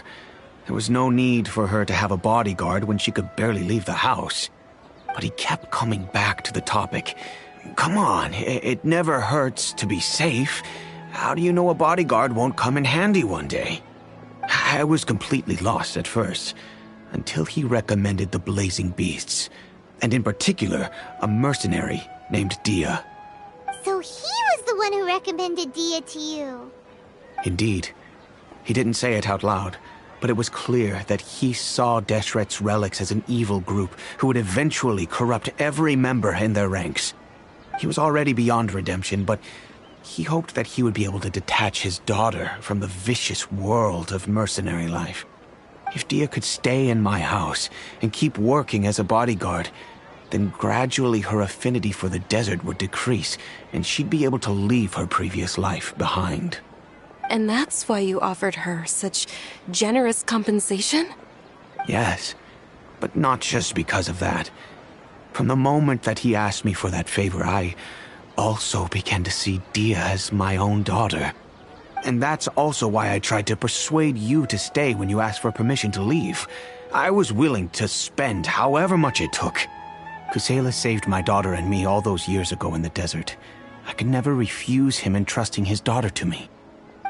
He was always like that, acting like he's oh so smart and self-righteous. Kusela said that he'd reimburse me for a portion of Dia's fees. I refused to take any mora from him, but he'd always sent me funds anyway. Eventually, I just accepted them as a token of his gratitude. And that went on for a while until I received another letter from him a few years ago. The letter contained a request to help him buy food, weapons, medicine, and even explosive materials. Wait! Isn't that around the time that Dekan al-Ahmar started becoming more aggressive? That's right. When I started to hear some nasty rumors, I became wary. I wanted to meet him face to face to discuss things. But by then, he was no longer receptive to my requests to talk. If I had to guess, it's probably because he doesn't want to put Dia at risk.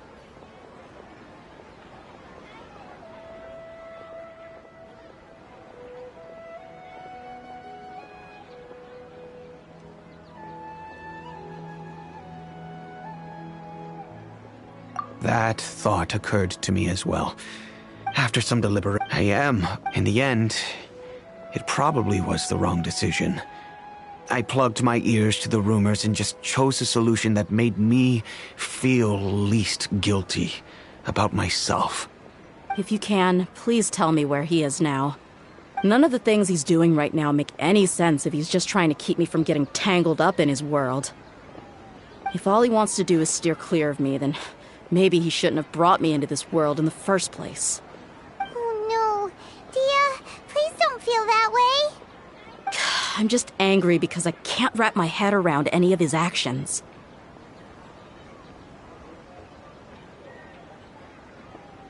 Another way? But I'll do my best to help. I don't know Kusei. However, he's responsible. I've heard. Understood. I'll stay and be with my father. My father has indeed done something wrong, but if I think about it, I'm also not sure if there was a right way to handle this. I feel like... Yes. I am prepared to accept whatever verdict they choose. It's time to face my mistakes.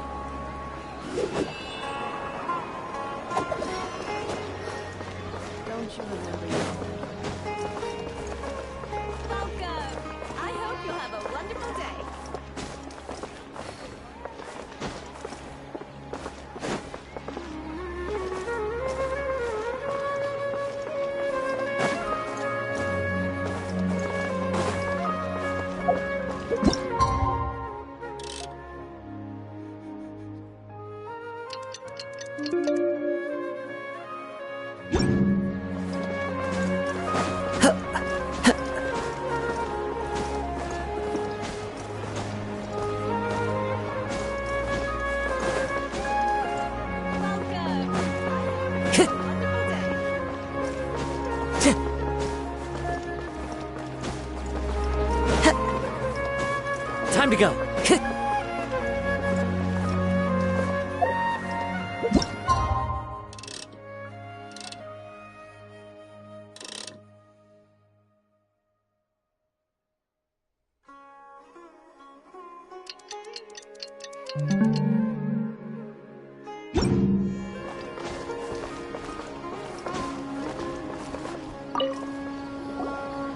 Huh? Who are you guys? I know what you've been up to. Smuggling weapons to violent brigades in the desert while working for the Corps? Pretty bold, if you ask me. Shh. Keep your voice down. How do you know all that? Come with me. We should take this elsewhere. I'll be happy to talk things over once we're...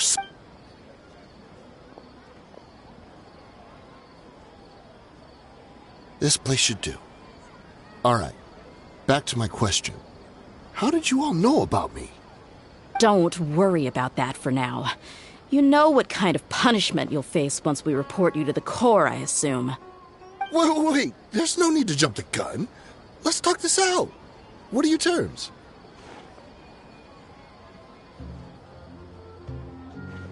So what's in it for you anyway, Mora? Well, I was a little tight on money at the time, and Kusela took good care of me in the past. I weighed it in my mind, and I couldn't find a reason to turn the opportunity down. I wouldn't only be helping my benefactor, but I could also make some quick Mora. Let me tell you how it is. We're investigating Khan al-Akmar, and we're gonna put an end to their operations. If you provide some help for us, then we might just put in a good word later to reduce the terms of your punishment. Hey, why don't we discuss this a little first? Listen, I made quite a bit of Mora from my last run. Just give me a number, and I'm sure we can... Shut it. My patience is running out. You should know when a mercenary is after something other than money. All right, sheesh. But you gotta promise you'll put in some nice words for me later. They're always on the move. Here's the spot they were at the last time I made my delivery to the desert. Feel free to go have a look. I'm just telling you, though, it's not on me if they're not there anymore. Sure. And then you can forget about any nice words from us. Hey, come on. Now you're just being unreasonable. Really?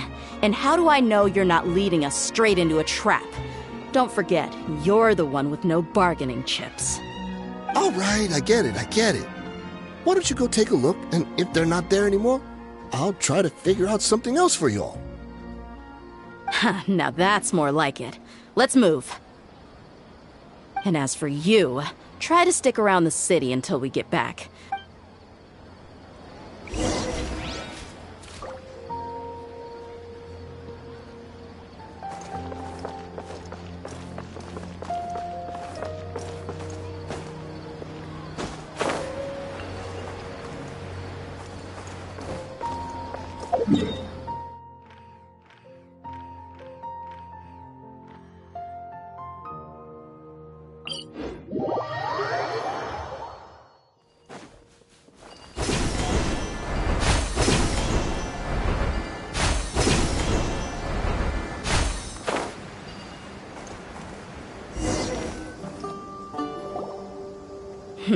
Seems like we're in luck. That should be their camp right up ahead. Let's go. We'll finally get to the bottom of this ourselves. I'm here to see Kusela. Tell him to get out here. Tia, why are you here?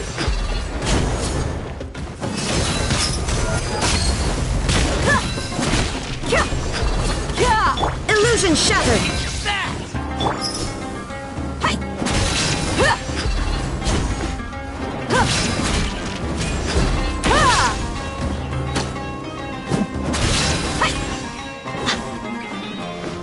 Let's get it on!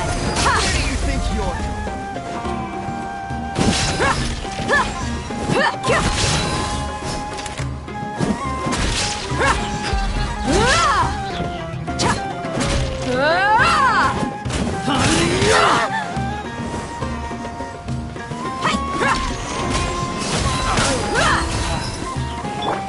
There is no escape!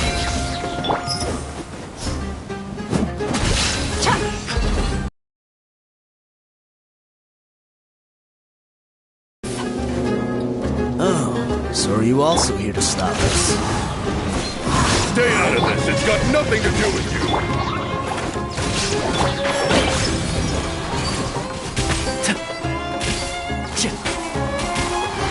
Let's nip that in the bud. Keep up.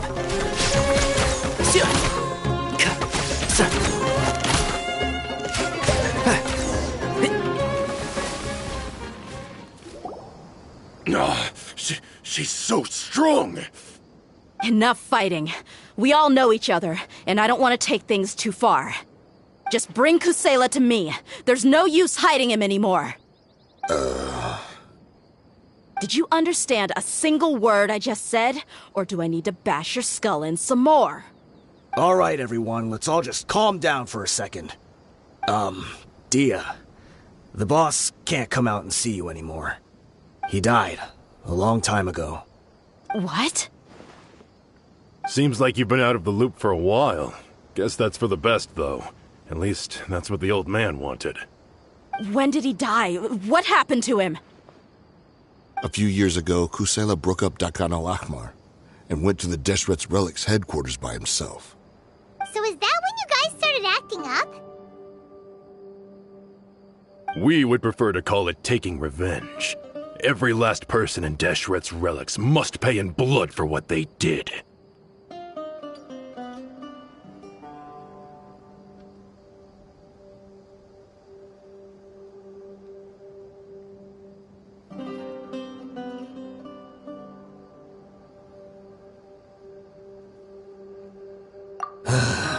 Let me start from the beginning. Dia, do you know how the head of the Relics maintained order internally? Overwhelming strength and unquestionable authority? Those were a part of it, yes. But just those on their own weren't enough. They had another tool at their disposal. They called it a person's record. Regardless of whether they joined by their own will or were coerced, every person in Deshret's relics were forced to leave a record of themselves at headquarters. Whether it be their deepest sin, some unforgivable act, or their most immoral exploit, the records served both as a symbol of loyalty and the perfect material for blackmail.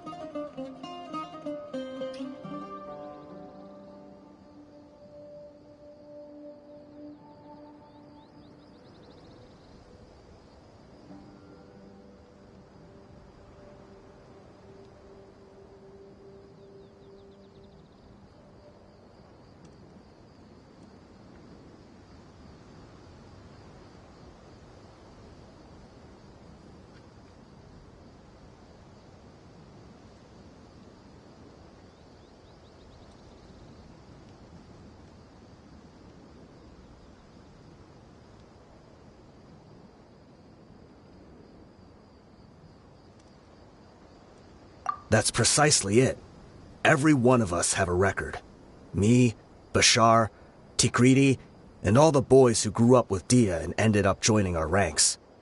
But you, Dia, you were never asked to provide a record, were you? I never even knew this was a requirement. You were probably the only person in all of Deshret's relics who didn't know about it. Ever since you were born, Boss had been trying to shield you from this organization's sinister rules. Not only that, but he also banned all of us from committing any nefarious acts.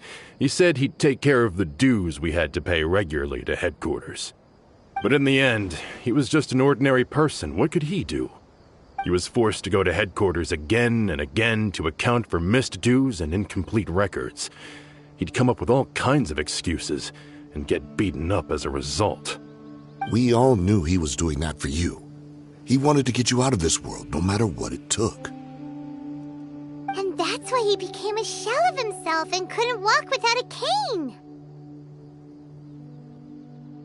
Wait, but that doesn't make any sense.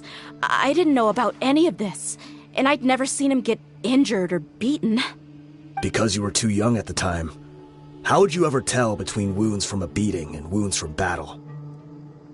When you left home after that final argument with him, he seemed to age by a decade overnight. Even his hair went gray. So, even the blazing beasts were... Yep. It was all his doing. Had he not arranged them to come to you, you probably would have been reduced to a pulp before you ever left the desert. A few years ago, Boss said he needed to make another trip to headquarters. He was already pretty weak then, and we all assumed he was going to get beaten again. I suggested that he hand the role of leadership over to me, but he said there was no longer any need, since the Khan al-Ahmar would soon be no more. His words made no sense to me, but that night, we heard that a massive fire tore through headquarters and razed everyone's records to ash. Everyone gained their freedom that night. Many members fled, not just from our ranks, but from the other brigades as well. But how could we leave with a clear conscience? All of us who knew exactly what had happened. The boss can't have just died for nothing. Those heartless jerks at headquarters took him from us. From that point on, the sole purpose of the Khan al-Ahmar became revenge. The big fire that Boss started was quite a blow to headquarters' strength. It's given us the opportunity to launch our attack. Even though we're outnumbered, we vowed to see our revenge through to the very end.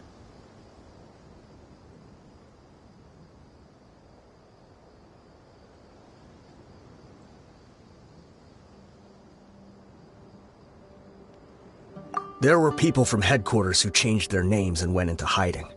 Some fled to other brigades, and others escaped to the rainforest. But we won't let any of them escape our wrath. They'll all pay for what they've done. We've suffered plenty of losses as well. To keep going, we need an enormous amount of supplies, from food and medicine to weaponry and explosives. All we can do is exchange our loot from Mora, and then use that to get supplies. We forged Boss's handwriting and sent out many letters to his former friends. Thankfully, many people were willing to come to our aid. We were also able to attract many mercenaries who shared our goal. We've endured unspeakable pain to win many impossible battles. Deshret's relics have become weaker and weaker, and now we finally have an opportunity to directly strike their headquarters. Paimon doesn't know what to say anymore.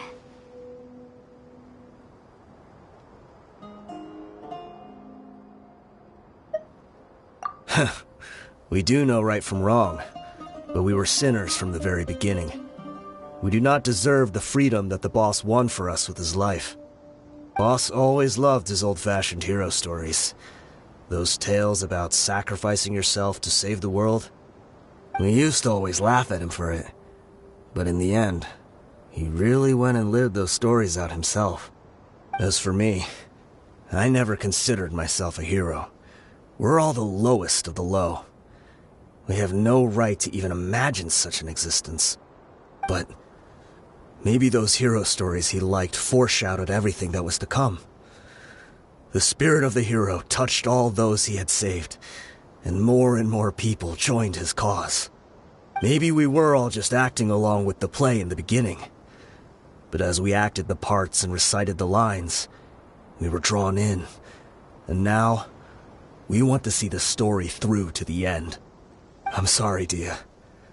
I know you always found us insufferable ever since you were young. Just think of this as a madman ranting. I'll go with you. Huh?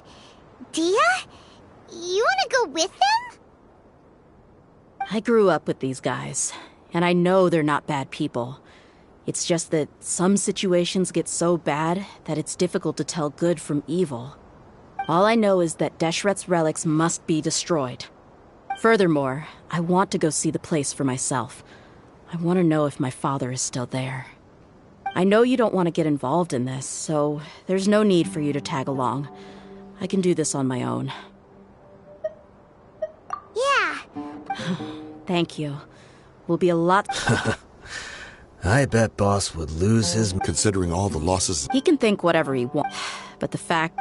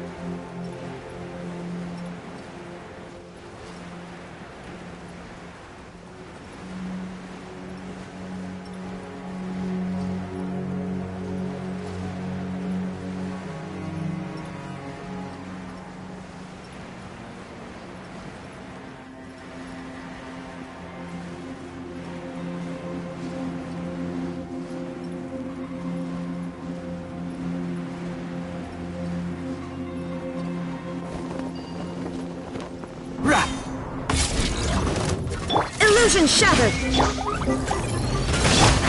Can't see?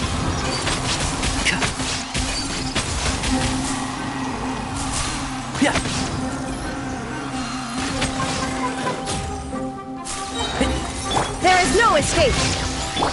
Dumpy, dumpy, go! Into the wind! Brings a smile to my face.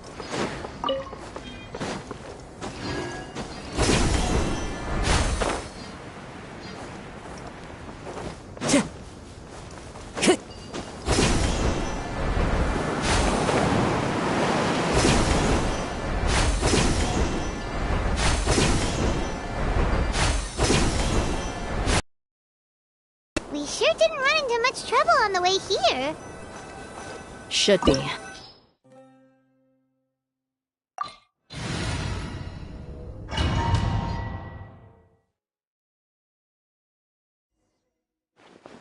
Wow. expect it to look like this on the inside. They should all be holed up in here. Don't know how many people they've got left, though. Who cares? We'll round up all of them. Still, we should be careful. Even if they've only got one shot left, it could still take us out.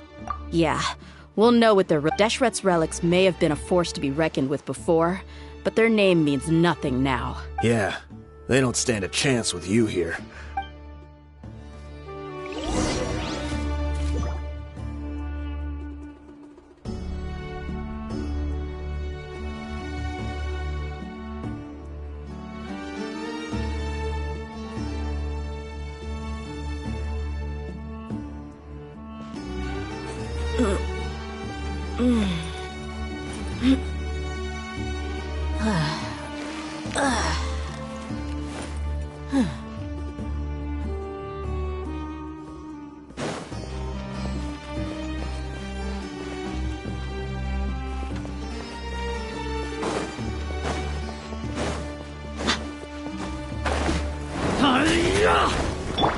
The wind knows me. Enshroud!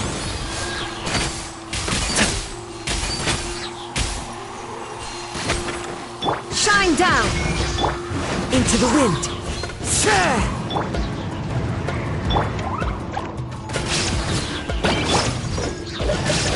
There is no escape! How heartless. I hear everything! The wind knows me. Fine, fine, fine! Illusion shattered! Can't see? Regret. Into the wind. There is no escape! Enshroud! I'll take need! I'll take really lucky today. One with nature. Illusion shattered!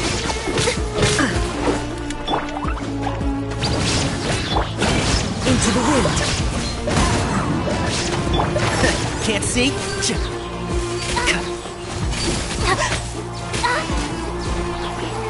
I'm getting one with nature. Don't let away! There is no escape! Enshroud!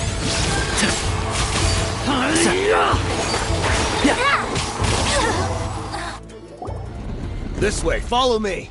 We're almost there. Wait!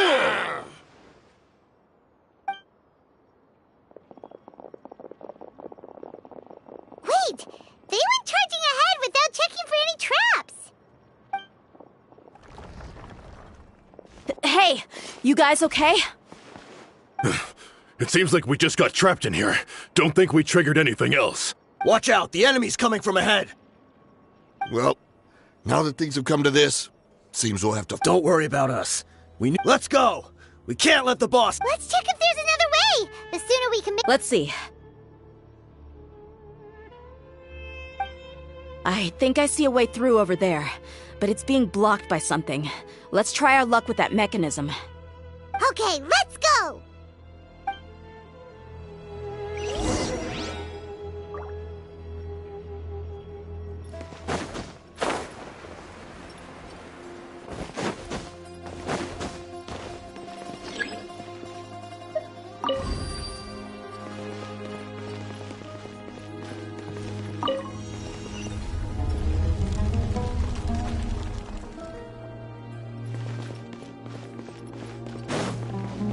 Keep up. The wind knows me. Shine down! Can't see? Pew! Into the wind.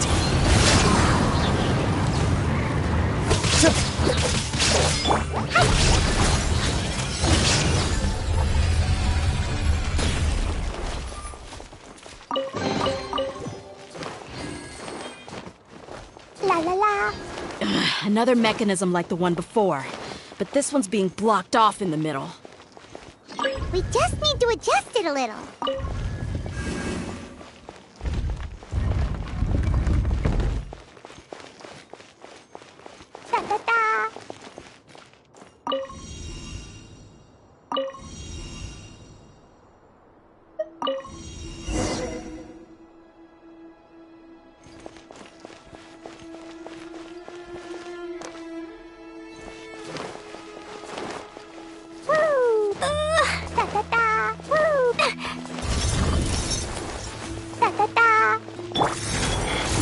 One with nature.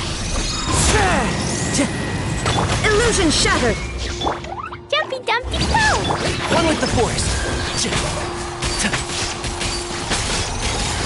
Let's nip that in the bud. Into the wind.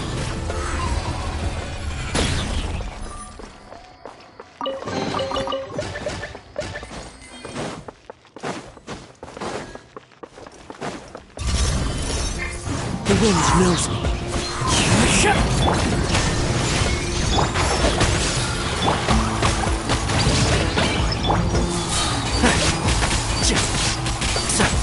I'll uproot you!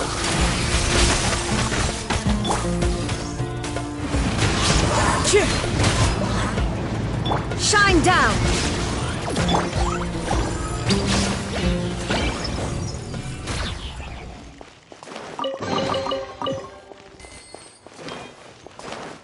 La la la. Woo!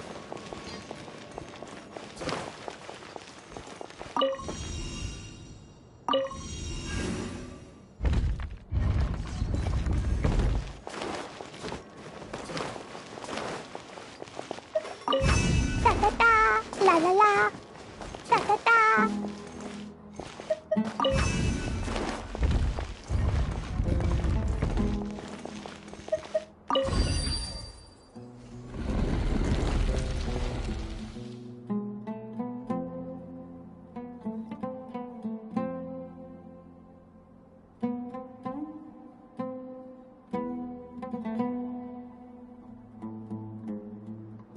These bombs, so heavy.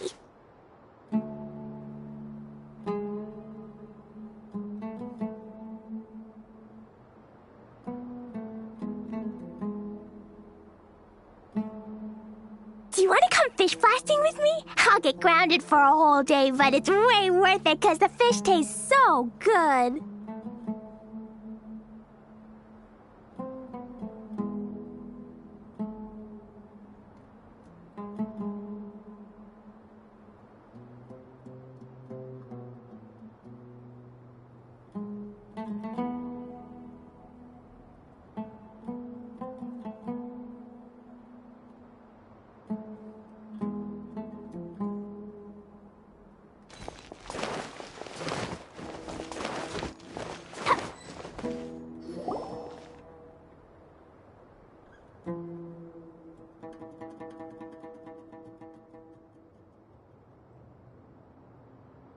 I wasn't expecting anyone to make it through from the other side. But as a desert dweller, I suppose we should be used to our folks defying all expectations. Don't waste your breath. You have nowhere to run. Run? Had I wanted to run, I would have fled 1,000 times already. I witnessed the golden age of Deshret's relics. Even if I could leave this place behind, all that awaits me now, even now, the greatest... So you... Let us draw our weapons! We will show them the true power King Deshret bestowed upon his followers. They are but two. Well... Wave 1! Charge! Eliminate them! To the wind. There is no escape! Take that! I'll spare you! Take that! How heartless. You don't think that you've won. We're just getting started. One with the force. Now you will. Let's nip that in the bud. King Deshret will not abandon any one of his followers.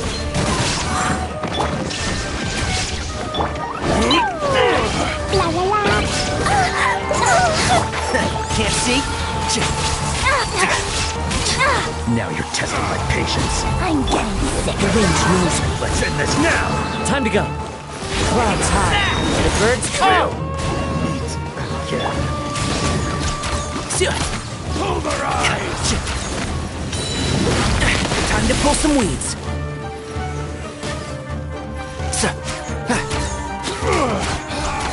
Brothers! With me, this is where we prove our faith. Do you all just want to die? None of us plan to leave this place alive! I'll uproot you! Place is ready. Where do you think you're going? Fallen leaves, adorn my night! Shine down! My food! Blazing delight! Goodbye. But we'll know then. The golden slumber. The commander has finally fallen. But they're still coming at us!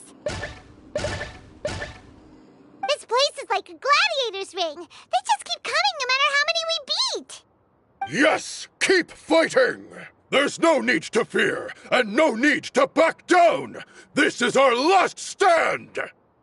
When the next wave comes, try to draw away their attacks. I'm going to see if I can take out that high platform.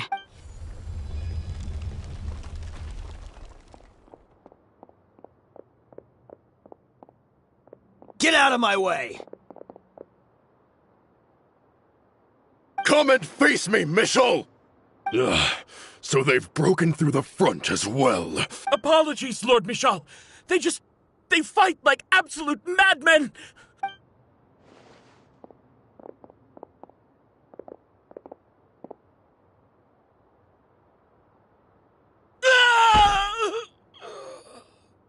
So, it would seem like... Time to pay for every... I will be buried in the sand! Hey, wait!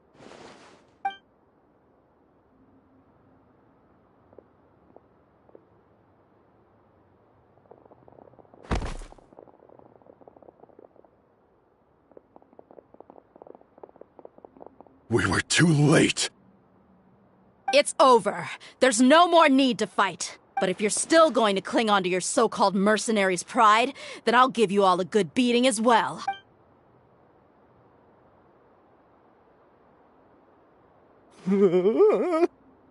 Hey, Dia!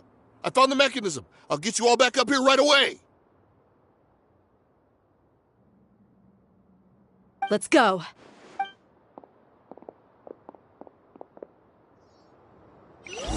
Woo!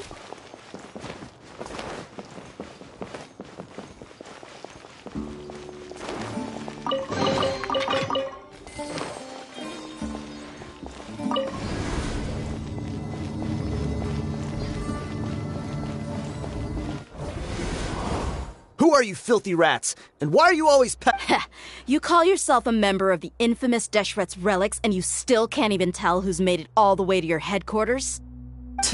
Who knows what intent a bunch of rats may have? We try to catch a couple, and you all just show... Hey, have you ever heard of a... What? This is your last... Hey, if you're here to find someone, why don't you... The irony. His life became a light for so many.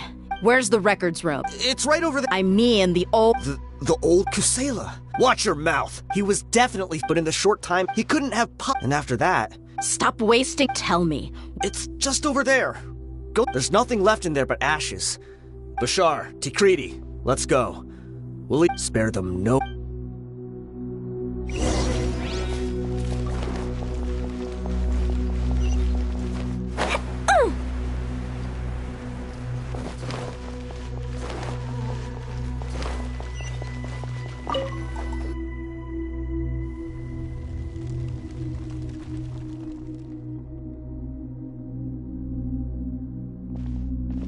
So, this was his final destination.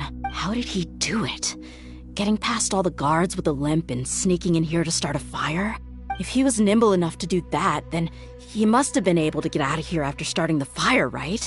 Tia... I'm sorry. I know it's just wishful thinking. Let's look around. Maybe we can...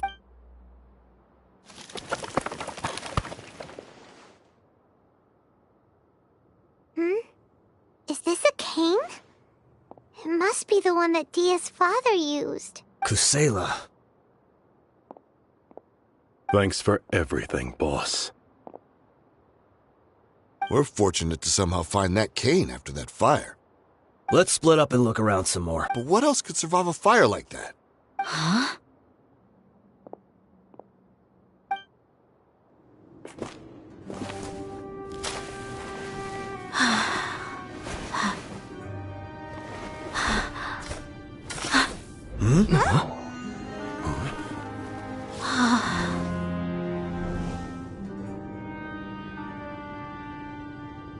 Potso. Wait! Isn't that the toy sword you played with as a child?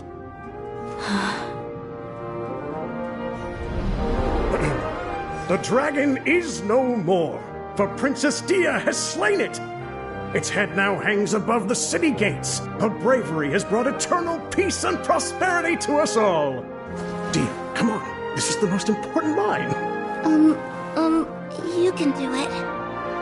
But Dia, you defeated the dragon. Everyone's waiting for your speech. Still too shy, huh? All right, I'll do it. I hereby proclaim our victory. Evil shall plague us no more.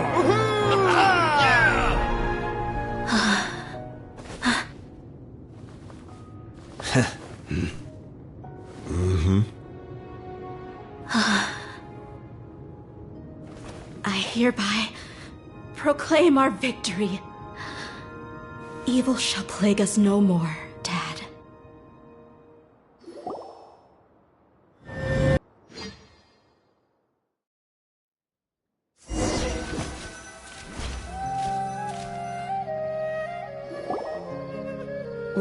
What's this? Don't you remember? You asked Paimon what she would do if she were to wake up tomorrow with loads of money.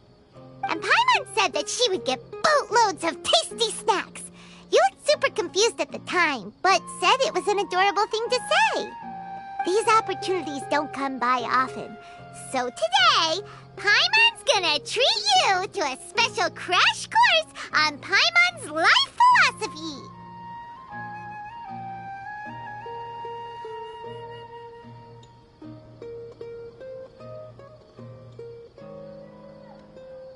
Hey, come on! Paimon's not that stingy. Anyway, the point is that you should eat here. Junior Zed will— Aw, thanks, you two. Honestly, this is very unlike me. I just had a lot on my mind on our way back, so I didn't know what to say. My chest was filled with all kinds of intense emotions. They just shook me even more than all the feelings we've shared during our previous adventures. But when everything came to an end, those emotions also vanished without a trace. And I was left feeling more— It was as if I'd lost the thing that was most important to me. Yeah, you're right. To many mercenaries, Mora is the most important thing in the world. Idrisi and the others all used to say that they would quit if there was no Mora to be had. But when it came to avenging my father, there was no Mora to be made anywhere. My reality shattered when I found out that the father who always told me hero stories was in fact a bad guy. But look at me now. Am I any different?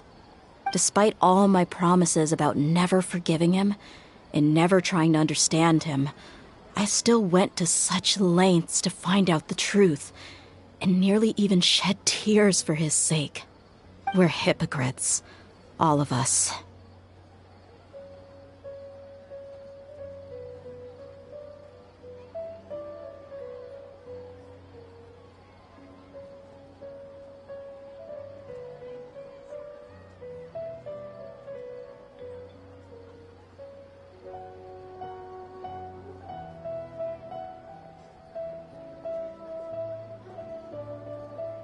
Yeah, you're right. It's just a pity that we often only recognize our true feelings after it's already too late. You're back! Are all of you all right? Ah, there she is! Yeah. Many people from the court— Huh? Paimon will explain! I'm sorry. I really should have controlled my emotions better. I just... It's all right, my lady. You were hurt by all of this as well. Truth be told, I'm starting to feel a little guilty watching you cry like this. Dia, your pain must be even worse. You shouldn't need to comfort me. Hey, don't worry about me. If anything, this whole thing has finally shown me the difference between illusion and reality. My father probably thought that people could settle into new lives as long as they moved to a new environment. That thought has even crossed my mind a few times. It's like saying, what's wrong with adapting to a new life? However, there was always something deep within my mind that refused to accept it. This impulse brought me great turmoil, and even made me feel ashamed for turning my back on your father's kindness. But now that I consider it again, it all makes sense. The desert sands are a part of who I am, and I will never be able to lead a peaceful existence. I understand how you feel. That doesn't mean I won't be making any changes to my life, though. As an example, I'm now thinking about taking on some small odd jobs. It's just like Idrisi said. I also want to catch up to my father and become a character in his play. Even if the ending of the story may be childish and ridiculous, it won't really matter. Isn't that neat, though? Oh, you'll be a whole new kind of mercenary, one that's not out for Mora. Why don't we go for a change of scenery once we finish eating? What about stopping by the Grand Bazaar again? Right. You said you wanted to get a rug for your family. We'll come along too. I can't thank you enough for taking...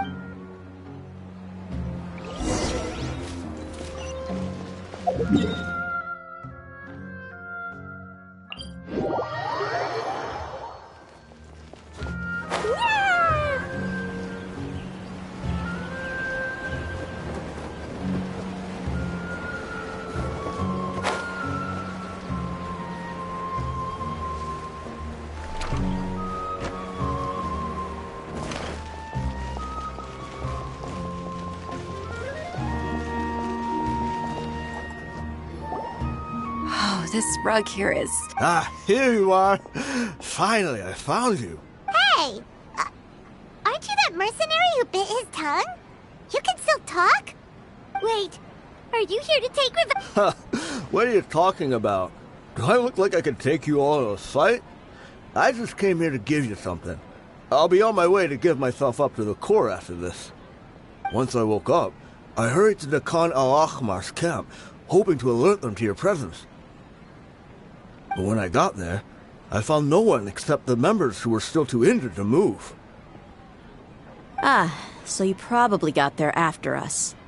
Yeah, they told me that they had exacted their revenge, and everyone had turned themselves in to the authorities.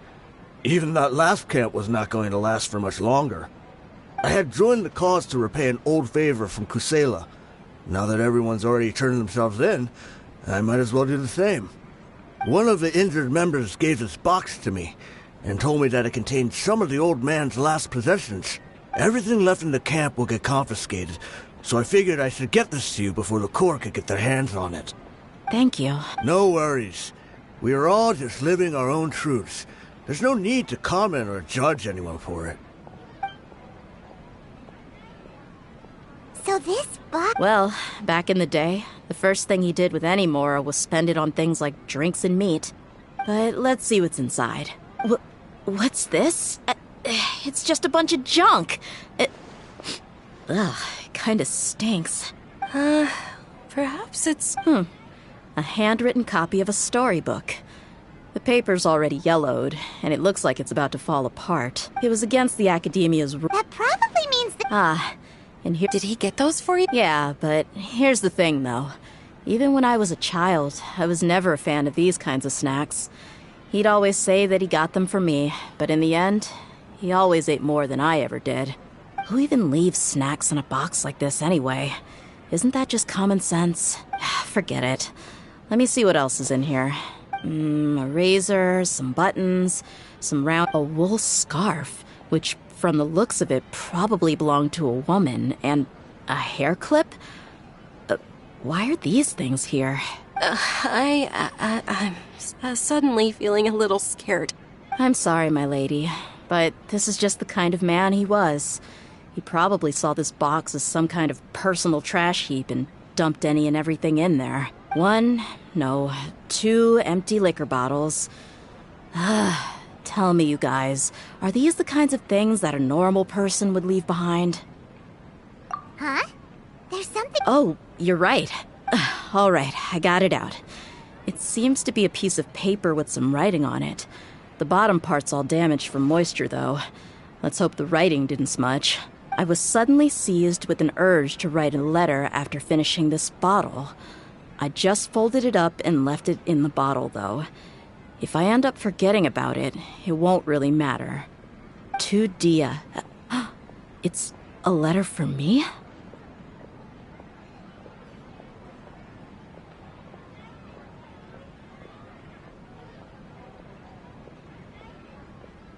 It's all right. I'll just read it out.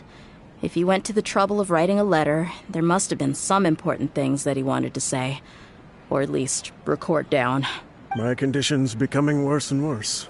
Can't even walk without a cane anymore, much less go out and have fun. Guess I don't have many days left. If you're reading this letter, then I suppose I'm already long gone. You were adorable as a baby. Everyone loved you. And regardless of whether you were crying or laughing, everyone enjoyed having you in the group. But once you grew a bit older, you were no longer nearly as happy or cute. It's probably the guy's fault. Can you believe this guy? He can point the finger at himself. Anyway, back to the point. To summarize, I'm writing this so you would know not to feel sad for me, even if you end up finding out the truth. The reason being that... I was never your father to begin with. Wait, what? Surely, he must be joking, right? I don't know. I was quite formidable when I was young, and 100 times cooler than some so-called flame main. Really felt like the whole world was under my feet. With just a teeny tiny bit of effort, I felt I could rule over the entire desert. But as fate would have it, I went out into the desert for a drink one day and discovered a baby in the sands. It was you. You were just lying there, small and helpless. You were so tiny that if the wind blew for just a little while longer, you would have been buried forever. But your cries were so loud they made my head hurt. Now that I think of it, you really were a bundle of energy. Sounds like he's serious. I told Idrisi and the others that I had slipped up with a woman while out and about. None of them even doubted me. I'm sorry that I had to lie to them for so long, but I really had no other choice. I was their most esteemed leader, after all. At this rate, I'll puke up all the liquor I just drank from this bottle. Anyway, Dia, you possess the kind of freedom and kindness that we could only dream of. As far as how you should live your life, that'll be up to you to decide. That's the end of the letter. In the end, he was still thinking of me as a little child. I suppose, or I would have suffocated under the sand a long time ago. He was a good father to you. The fact that he wasn't a blood relative doesn't change that. Yeah. It's just a pity that we had to learn the truth of everything like this. Do you already have some ideas about the decision that he wanted you to make? I do. If he first found me alone in the sands, then I want to try my hand at finding the person who abandoned me. I just have one wish. To tell them a story. That there once existed a childish and foolish jerk with a heart of gold. And that only under his care was I able to grow and mature into the person I am today. If you end up finding any leads, can you share them with us? We go on adventures all the time. Maybe we'll... Sure, I appreciate it. I wasn't expecting you to be so enthusiastic. I'll help too. Thank you. My life has certainly had its twists and turns, but I've always considered myself lucky. Because no matter where I've gone, I've always been surrounded by incredible kindness.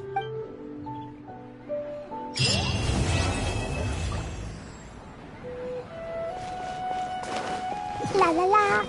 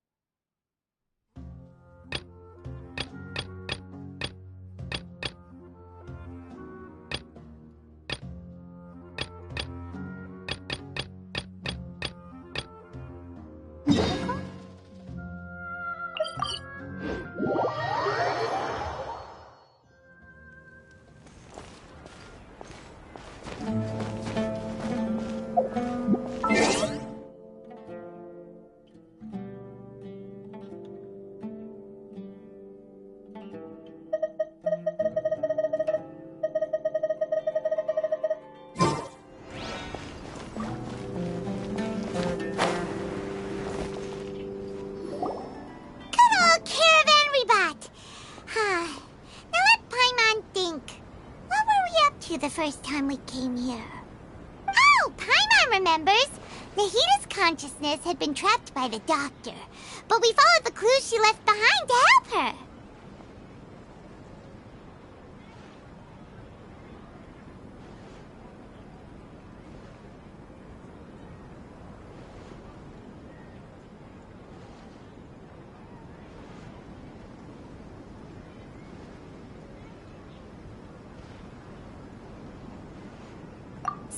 Time has already passed since then, and it seems Sumeru's changing for the better now that Nahita's in charge, right?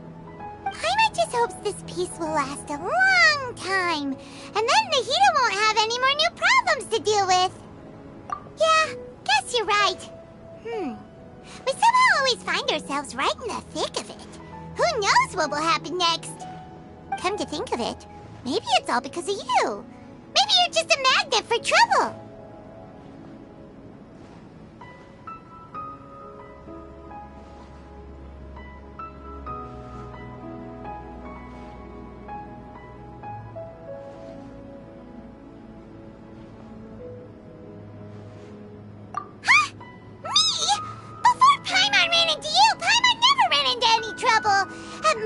She was super tired. Paimon got caught in some strange whirlpool and sucked out into sea. And even then, you fished Paimon out. Anyway, for Nahita's sake, maybe we should think about heading to our next destination. Ah, look who it is. Running into you in a place like this? I can see you two still love wandering around. Oh, it's Dia! Since when are we just wandering around? We're usually taking care of some serious business, even though it may have nothing to do with our journey. But never mind that. What brings you here? I just finished a commission in the desert for a usual client of mine.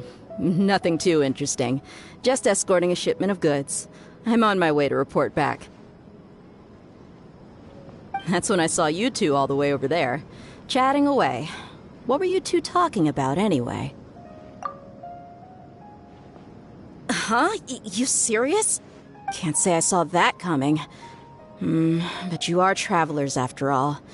I guess you'd never stay for too long in one place. Bumping into you like this will become a rarity. I'm starting to feel sad just thinking about it. Hey, how about I gather a few mercs to escort you two? What do you say? Thanks, but no need. Oh, Paimon had no clue you'd miss us so much.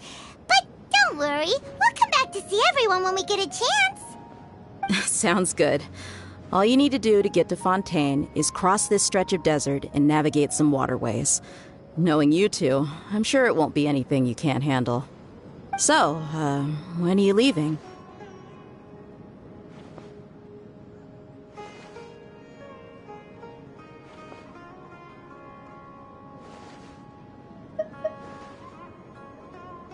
Oh, wait a sec.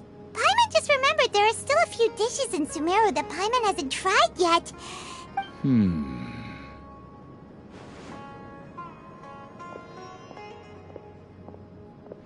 I see. Guess you won't be needing a going away, though now that I... By the way, should we go say bye to Nahita? Oh, good point. Then, I guess this is goodbye for now, Traveler and Paimon. Goodbye, Dia. Bye, Mr. Meru.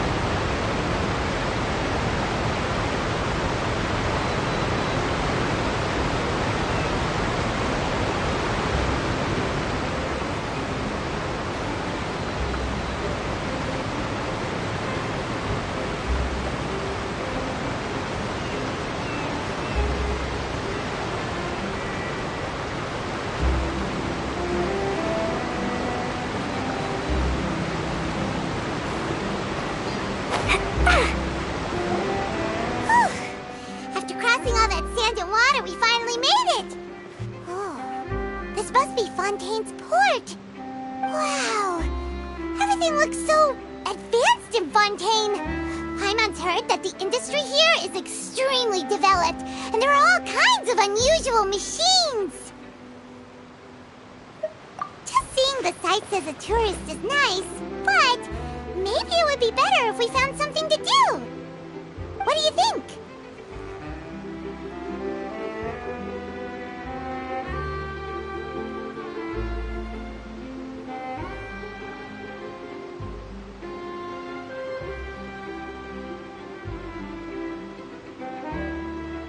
Good idea!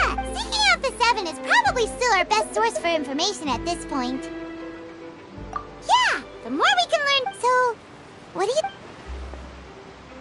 To learn about a nation's god, start with the nation's people.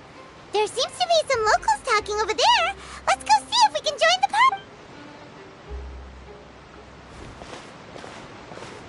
party. If you ask me, it's a tragedy how things ended for him.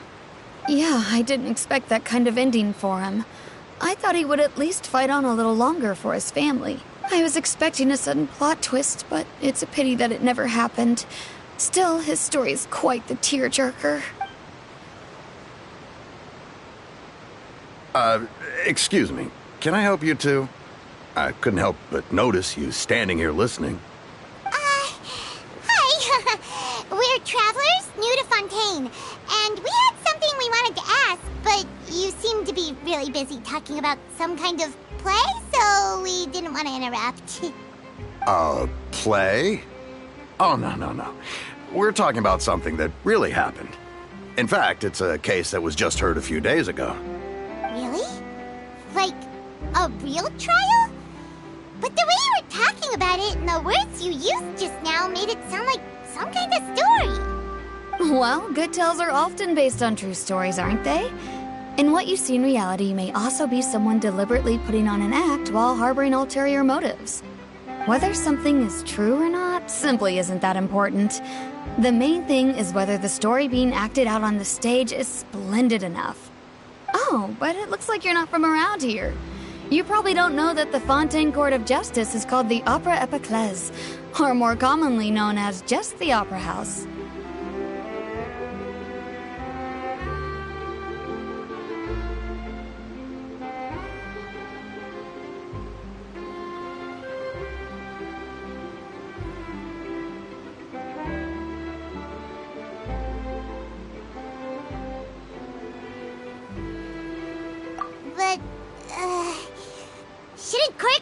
be treated a little more seriously than that. Not to question Fontaine's way of doing things. It's just that putting someone on trial is usually a very serious thing. No worries. Other visitors to Fontaine have wondered this. And as for your worries about whether the cases are treated with due reverence, we have the absolutely just, as well as the Oratrice Mécanique d'Analyse Cardinal, a machine created by the Archon. Between the machine and the Chief Justice, false charges and injustice are a thing of the past now.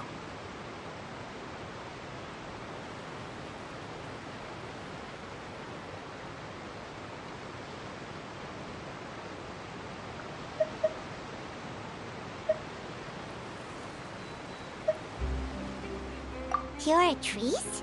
Is it some kind of machine, too? Oh, Paimon's... Wait. Paimon almost forgot to ask you our question. Do you know what we should do if we want to meet the Hydro Archon? Oh, that's easy. Just go to the Opera House. Lady Farina practically lives there. You could definitely say it's her biggest passion. I think in that case, I'm afraid it's going to be a tad more difficult. You'll have to make an appointment well in advance, and it'll depend on whether or not she has any times. No, lady... That's right. Wait! Paimon gets now! The Hydro Archon... Yeah, I suppose you... Hang on. This is still Fontaine's Archon you're talking about. You should show some more respect. Yes, you're right. Come on. Sure, there's a lot of laws here. Alright, I think we get it. Thank you! At least we now know that we can find the Hydro Archon at the Opera House. But who knows how long making an appointment will... Hey! What are you looking over there for?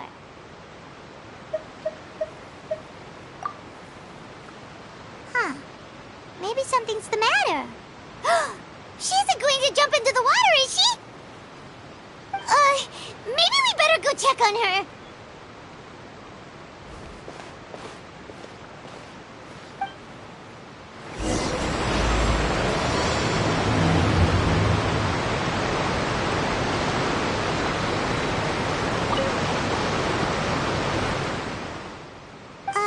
Hello there. Excuse me. Are you alright? Huh? I'm fine. Thanks. Oh, okay then. We just noticed that you seem to be worried about something. About many things, actually. But there's nothing I can do but just keep my troubles to myself. I was just reminiscing about a place my brother and I would play when we were kids. It was just atop that hill over there. See? You're pointing at the sea. Wait, are you saying that you and your brother lived in the water? No, people call the waters around Fontaine a sea. It's actually just an inland lake that's filled with fresh water. And no, I can still see that hill clearly in my memories. Now, it's been completely submerged. He would skip and jump, tossing sand in the wind. The sun shone brightly, but now, the water is gradually swallowing our memories. It won't be long before it swallows us. Sorry. I don't believe we've had the pleasure of meeting. Are you Lynette's new friends? Oh, and you are? Thanks for looking after my sister. She often comes here to reminisce about our childhood, that's all. There's no need for any concern. Allow me to introduce myself. I'm Linny, and this is my sister Lynette. If I had to guess, I'd say you must be travelers from abroad. Nice to meet you. We were just talking with your sister.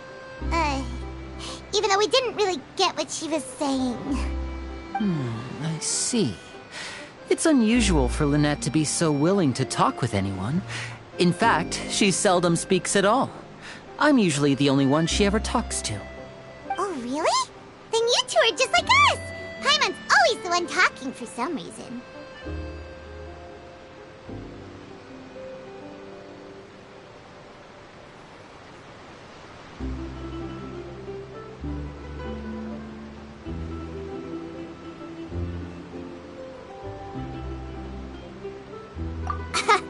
So that's how you think it is? I also think my brother can be too talkative at times. Seems you were right, Paimon. We are quite similar. So, what did Lynette mean just now when she said that the water is engulfing your memories, and that it won't be long before it engulfs you too? Oh, that. It's from a prophecy that's been circulating in Fontaine for some time now. Well, I suppose prophecy isn't exactly the right word, because that implies a certain amount of uncertainty. There's no doubt about what's happening in Fontaine now.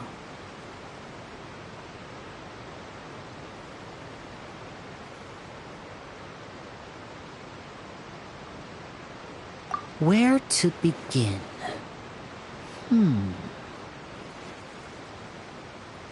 Let's put that question on hold for a moment. We still haven't formally greeted each other yet, have we? Did all the introductions earlier not count? Hello, traveler.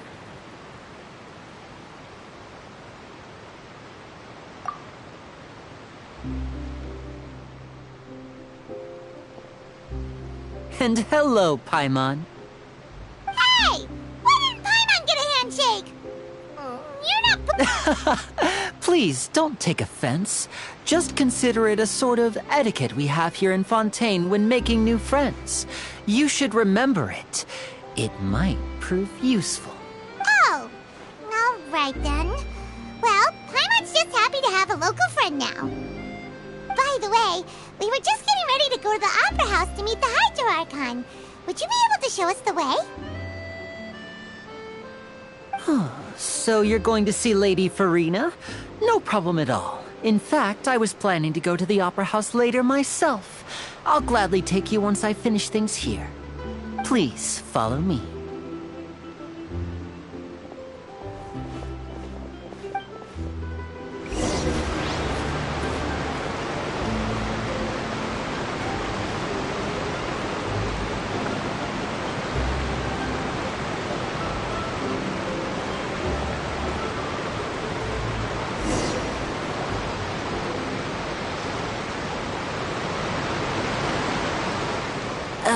You said you were going to see Lady Farina? Well, it seems Lady Farina has come to see you.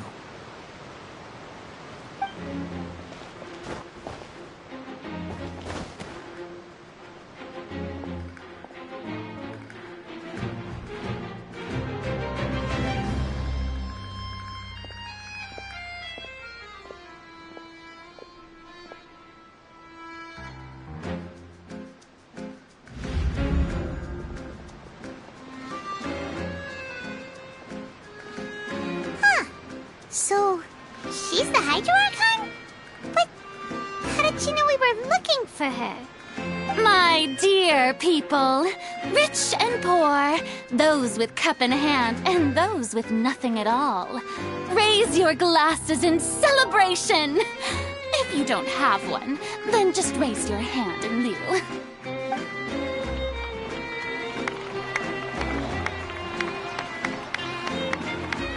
As you can all see, two unfamiliar travelers have arrived in our nation. Come, let us make a toast in honor of this traveler and his companion who have journeyed here from distant lands.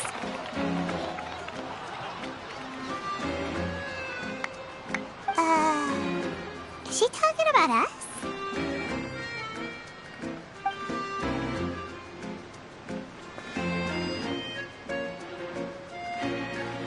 I've long heard of the turmoil and chaos you left in your wake as you visited other nations.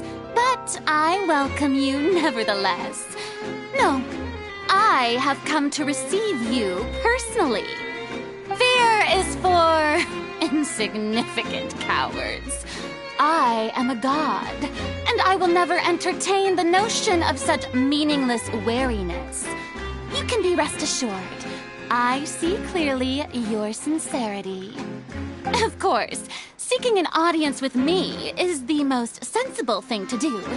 It will allow you to truly behold my power and witness my authority. Intelligent people always gather under the correct banner. I, Thessalor hereby welcome you to the nation of Hydro and acknowledge the value and significance of your trip. Now, you may rejoice in this. Yeah, Paimon still can't believe it. But the Hydro Archon's entrance was, how should Paimon describe it? Miss Hydro Archon? How did you know we were coming? I see. As Outlanders, you inevitably lack even some of the most basic understanding. Don't forget that even the gods can be divided into the mediocre and the excellent.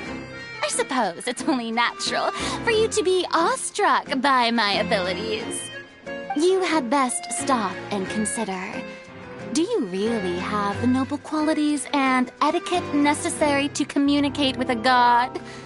All it takes is a flick of my finger for me to know everything about you. Whoa. Talk about sounding high and mighty. Oh? What's with these looks? Perhaps the welcoming ceremony still isn't enough? Is she? Wow, I didn't expect to see Lady Farina here. What a surprise! Wait, does this mean they're the legendary blonde traveler? How did I not notice before? Hey, what's all the commotion? Oh, is that Lady Farina? Is there some kind of drama going on? Of course. That's the blonde traveler. The one all those stories are about. Lady... Ooh, I've got to see this. Yes, but don't get too excited now. My dear believers and spectators alike tend to get quite rowdy. And despite the noise, I've come to tolerate all their ruckus. You may consider this my reward to all of you. I have... Now she wants to fight? Aren't we getting a little ahead of ourselves?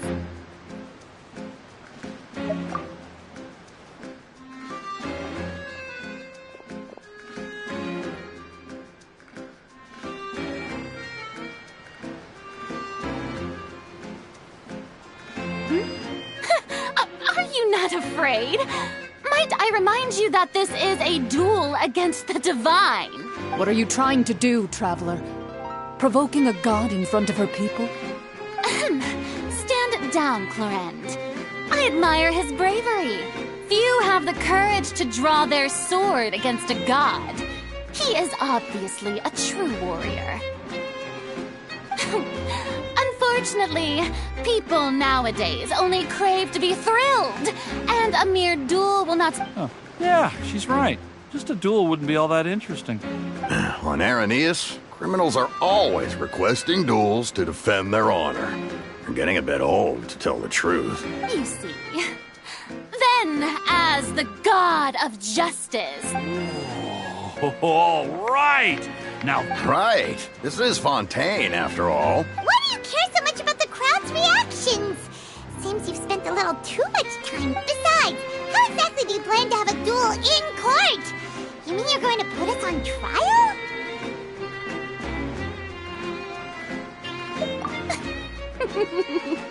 Oh, we have reason to put you on trial. It's according to Fontaine law. No one is permitted to release any flying objects within Fontaine city limits during the first 3 days of each month. You are clearly guilty of violating this law, no? Oh, so that's what they've done wrong. That's our Lady Farina. No one knows the laws of Fontaine like she does. You call that obvious? What kind of law is that? Wait, flying object? You mean Paimon? Precisely! Now, if you two have no objections, then in the name of the Hydro Archon, I order your arrest. My apologies, Lady Farina. I don't mean to spoil the fun. But if you would allow me to interject, I don't think that Paimon here meets the definition of a flying object. You tell her, Linny! Finally someone who's not crazy. How could anyone call Paimon a flying object? Ah, great magician, Linny. My beloved citizen, I'll permit you to object. But how exactly do you plan to prove your claim? As a magician who just rained on your parade, I naturally should shoulder the responsibility of saving the show. So, with such an audience gathered here, allow me to perform a trick for everyone.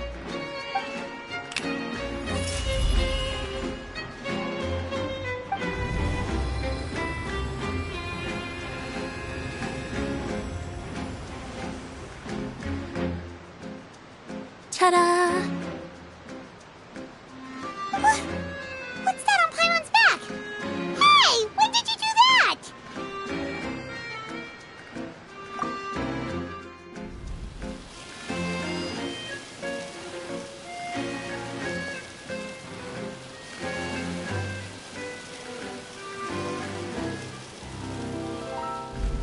There. As you can all clearly see, Paimon should be classified as, well, something like a balloon. This rope has been in the Traveler's hand all along. It was just that no one could see it before. Huh? You call that magic? You've got to be joking. I thought it was pretty good. Nice one. Huh. I'm not sure what to think. It seems Lady Farina's charges no longer hold water.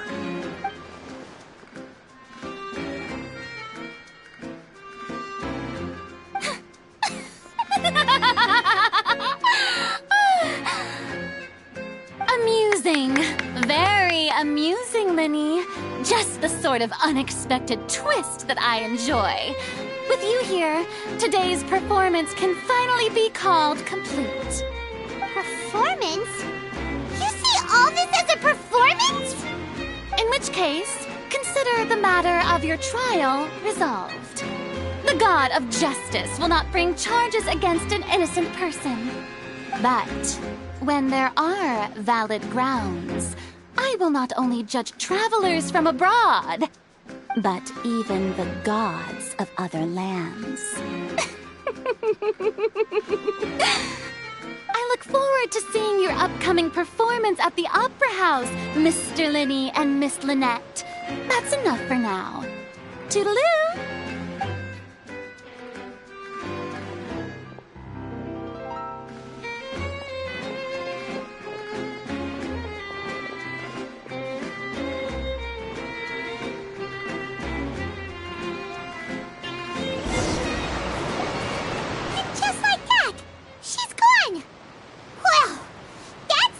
Unpredictable Archon Paimon's ever seen. He never even had a chance to ask her anything. But that's a problem for future Paimon. That whole scene just now was really...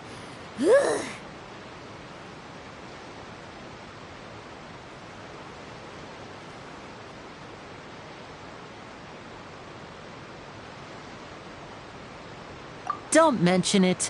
I just happened to remember that there was such a law, so I did a little preparation, just in case.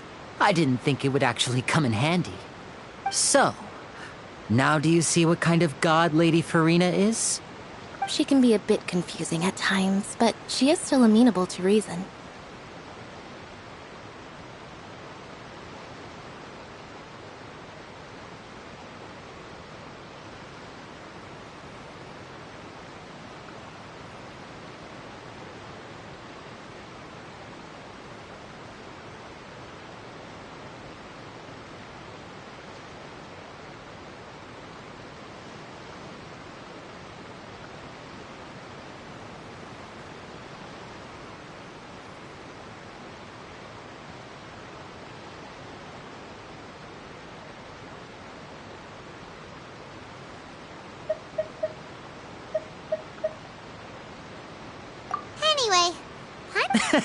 It will actually be my first time performing on the most prestigious stage in Fontaine, the Opera House. But isn't the Opera House where criminal trials... When there are no public trials being held, and speaking of... My brother's always excited to make new friends. Oh, sure. We don't really... Splendid. In that case, why don't we go together? I'll show you the way. I just have something to take care of first.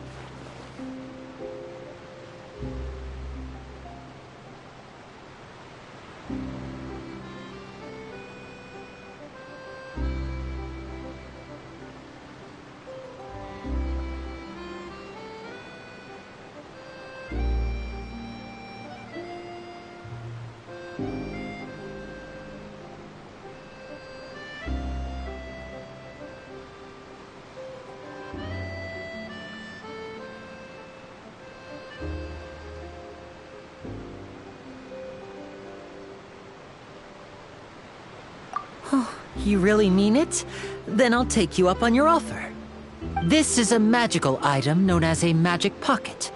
Perhaps you can help me distribute them to the people here.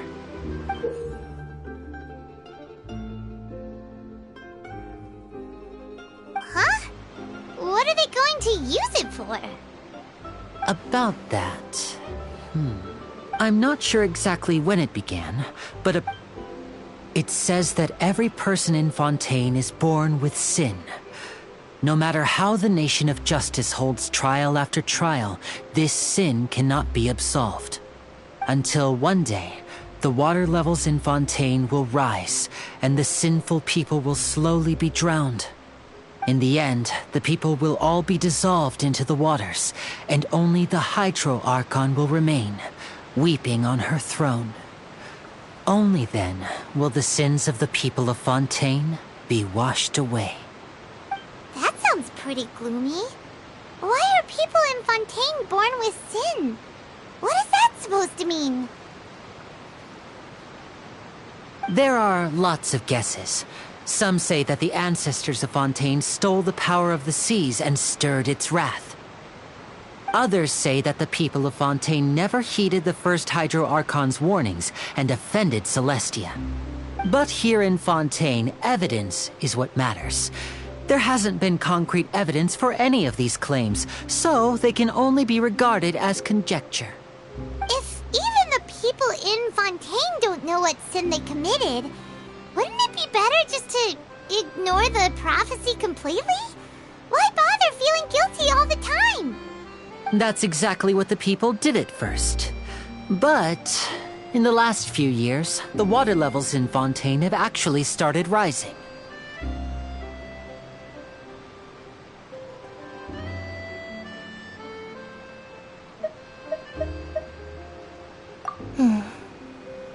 Many people carry on with their lives as before. We hope that at least the people who... As a magical item, these magic pockets have astonishing capacity. I'm sure they will come in handy when people are moving their belongings. Oh, Paimon gets it! It's like preparing for a rainy day! But... Perhaps only absolute power could ever contend with such a catastrophe. But now, if you'd like to help, then please give these magic pockets to anyone nearby. Be sure to convince them to take it, regardless of what they say.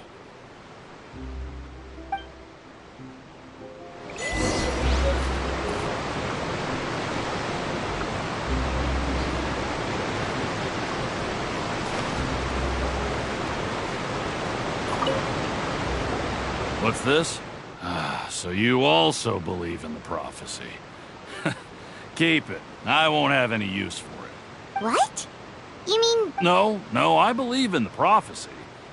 But I also believe in another story. The story says that people once lived in the ocean.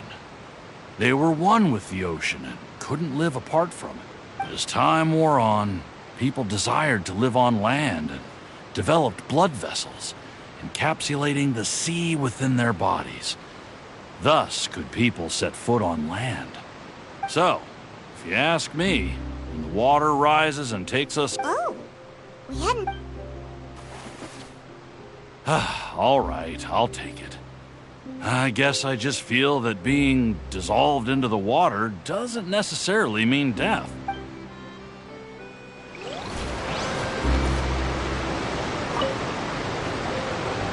So you're the blonde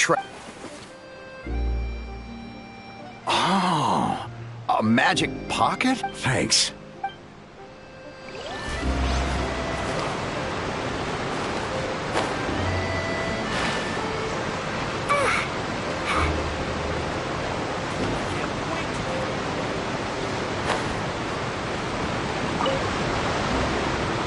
Huh? I don't want that thing. Life is all about living in the moment. You should still take it. Oh, all right, fine. Thanks. It's just that... if I start moving, that means I've all...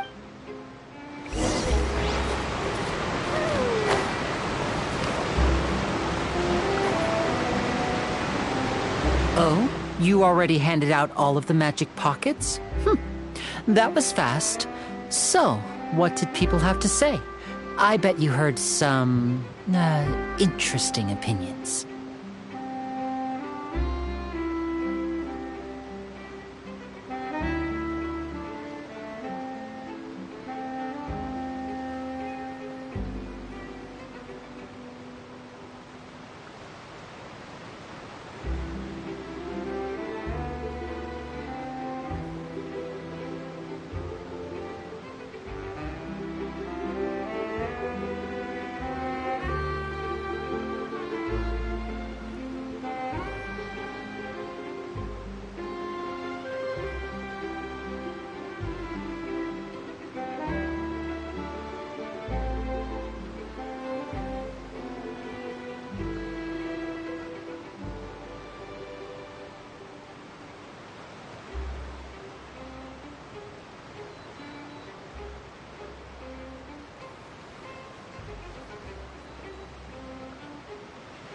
Yes, but that will change once disaster strikes.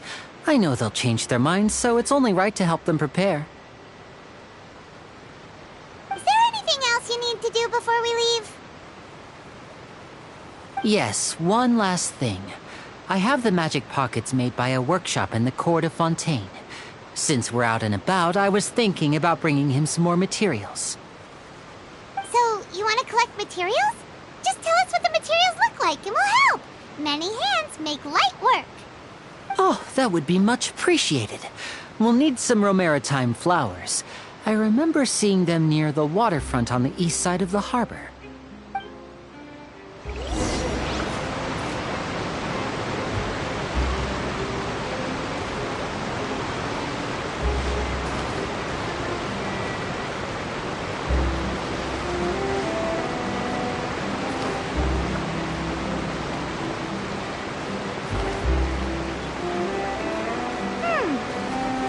We have to use Hydro to collect Romaritime flowers.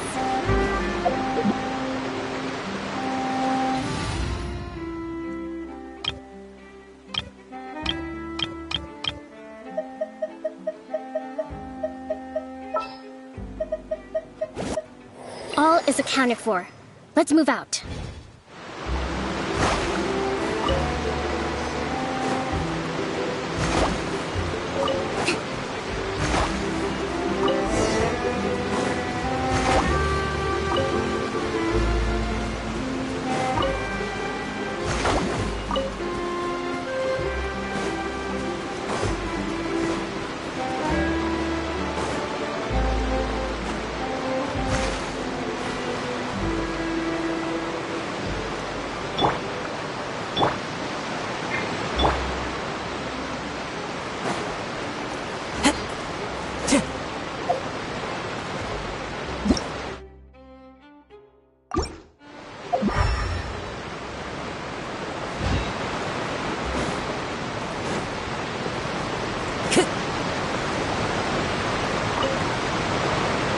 You made quick work of that. I can tell you're an experienced traveler.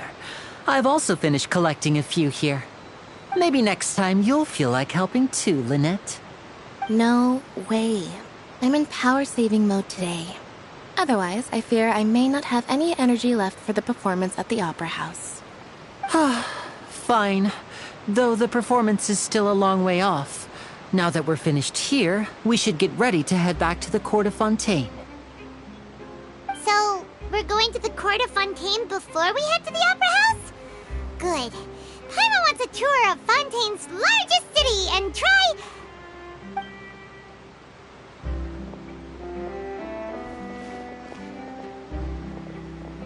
Wait, shh. Have you noticed that person over there? The young girl. Huh? What's wrong with her? Paimon didn't notice anything. She's obviously a thief. Magicians and thieves practice similar methods. We divert attention, and a distracted audience is one that won't discover what you're really doing. Watch her movements.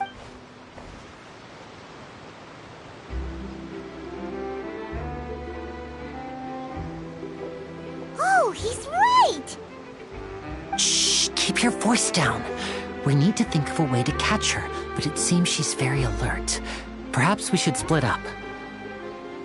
You two can ride the lift over there and wait up top. I bet that'll be her escape route if she tries to run. All right.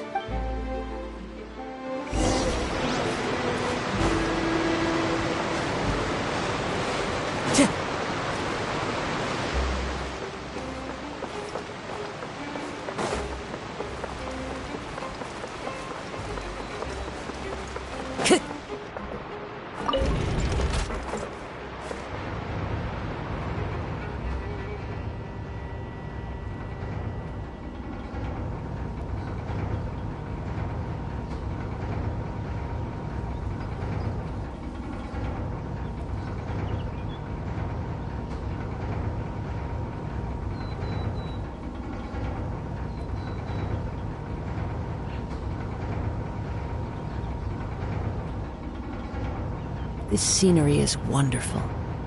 Surely enough to convince anyone to become a wanderer.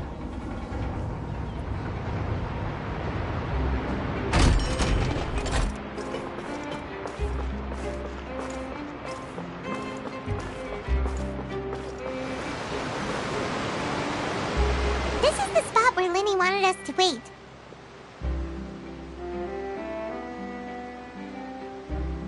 Oh, look! Isn't that her?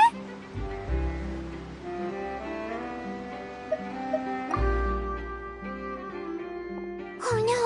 Did she notice us? She started running the other direction. What should we do? Should we chase her?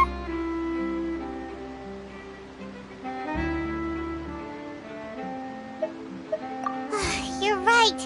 She might Nothing's happened for a while now. Paimon wonders if Linny caught the thief. Yeah, let's...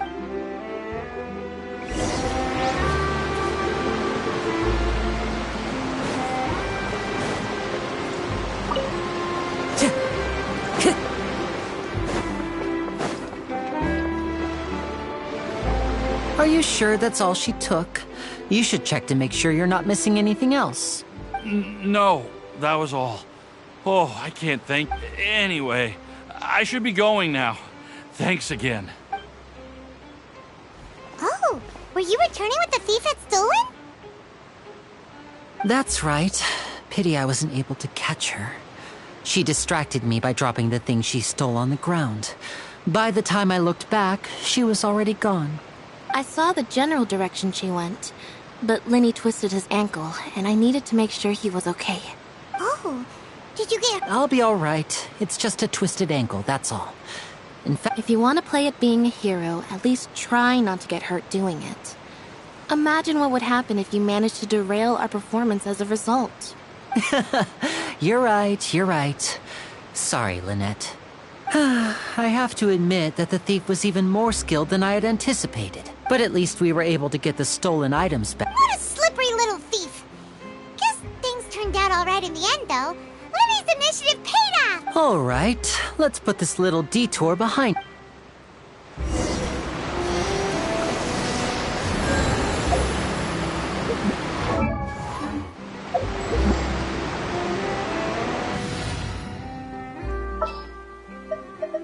There's still a long road ahead.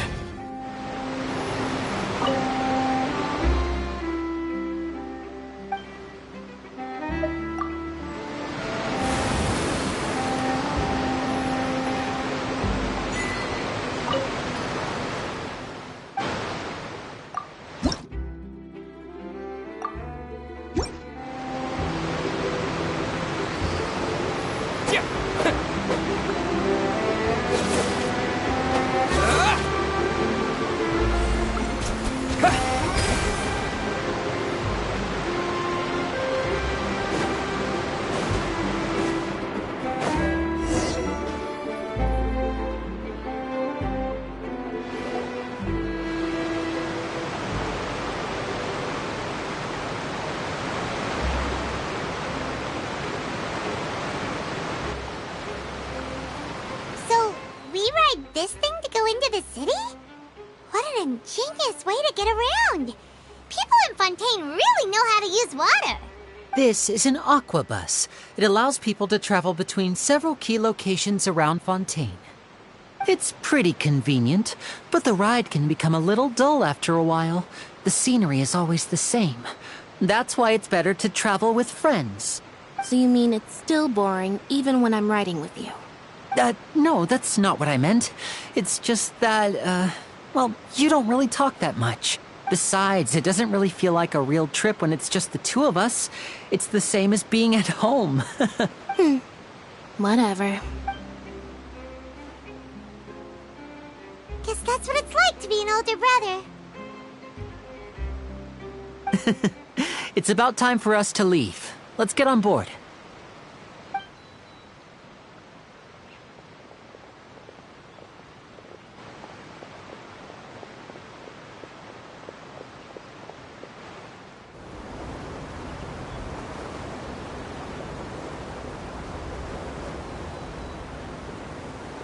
Oh, excuse me!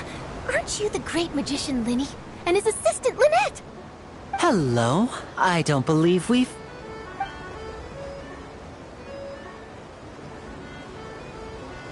I'm Charlotte, a reporter for the Steambird.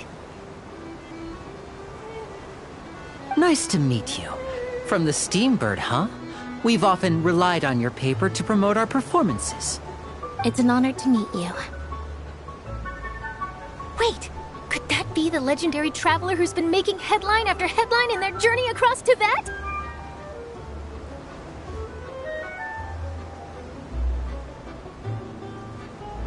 Amazing! You recognized everybody almost immediately! I wouldn't be much of a reporter if I didn't know who's who, would I? Wow, today must be my day! Who knew I would end up on the same boat as so many VIPs? Could my vision finally be showing me some favor? So, Charlotte, what do you usually report on? Well, when there isn't any breaking news, I mainly cover the trials at the Opera House. You could still manage to keep readers' attention as long as you tell things from a clever enough angle, even if it's the same old topics. For example, reporting on how a scammer once deceived vulnerable girls into relationships, or how a financial criminal was once so poor that they ate a single piece of bread for 5 days.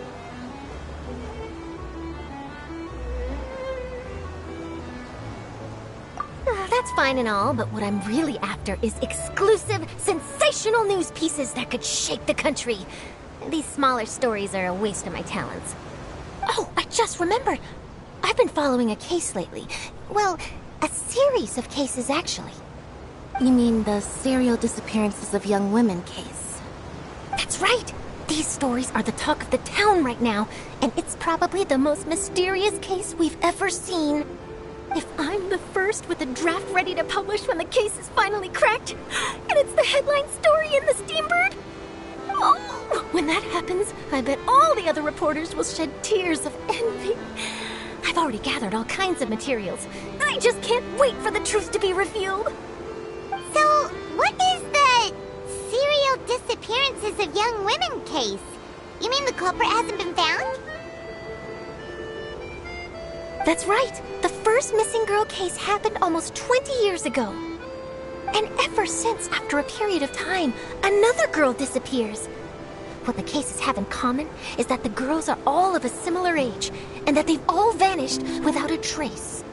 But the scariest part is that to this day, none of the girls have ever been found.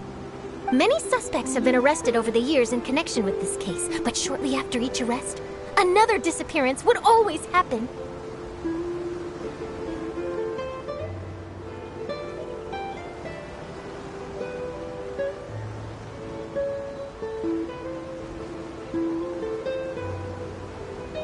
Yes, it's possible.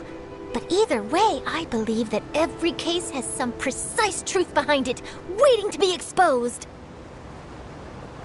Yes, I agree. And at the very least, the family of those missing girls deserves some sort of explanation.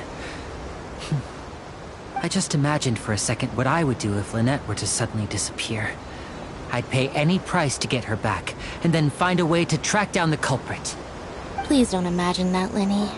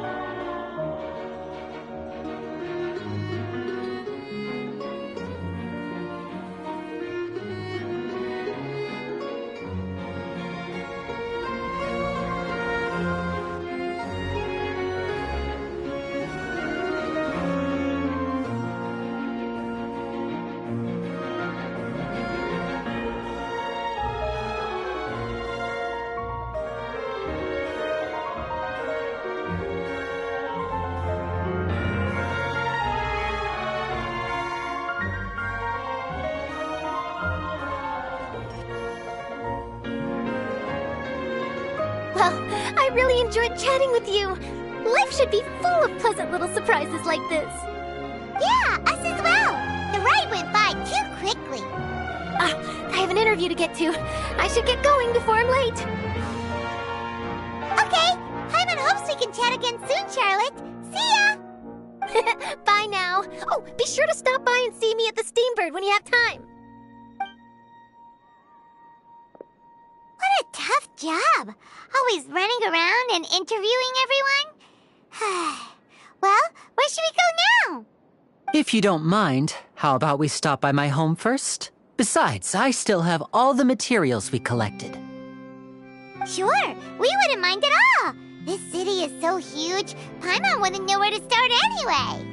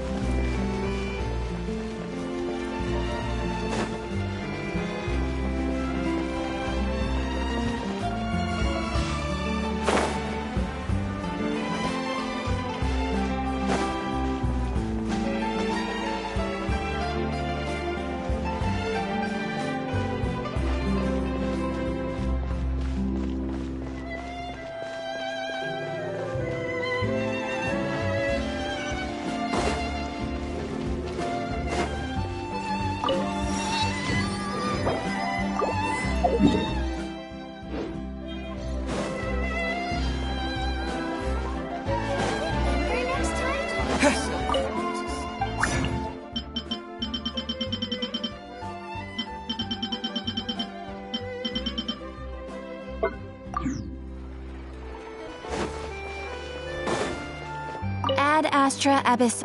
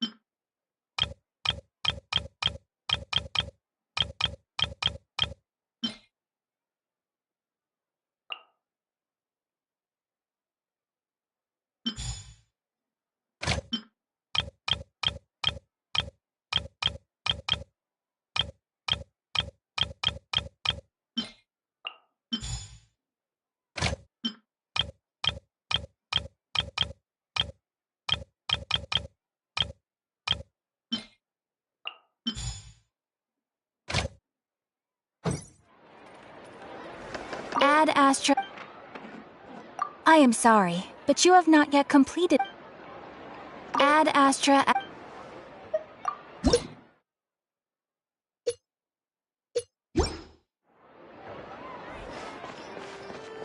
There'll be an extra fee for that.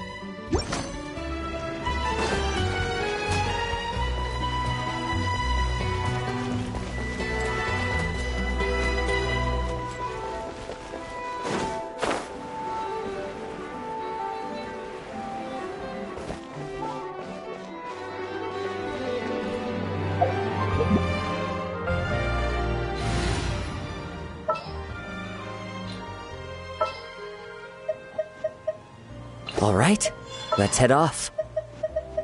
Yeah, let's go on a big adventure!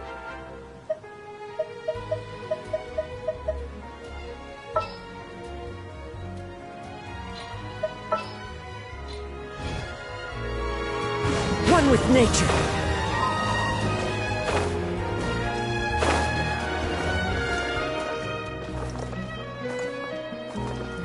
The wind knows me.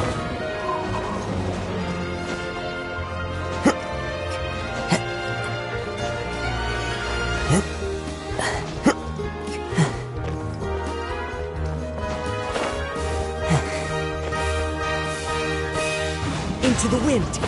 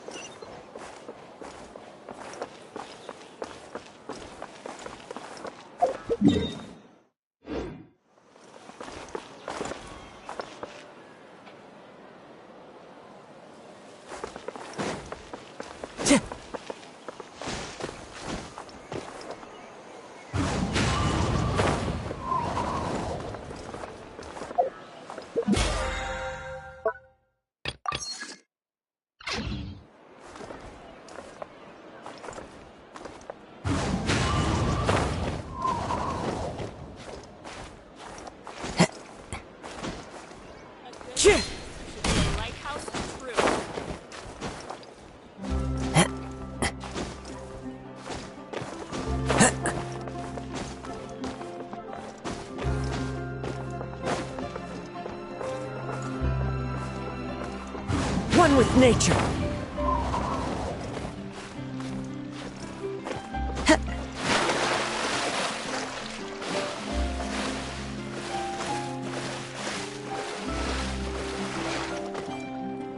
The wind knows me.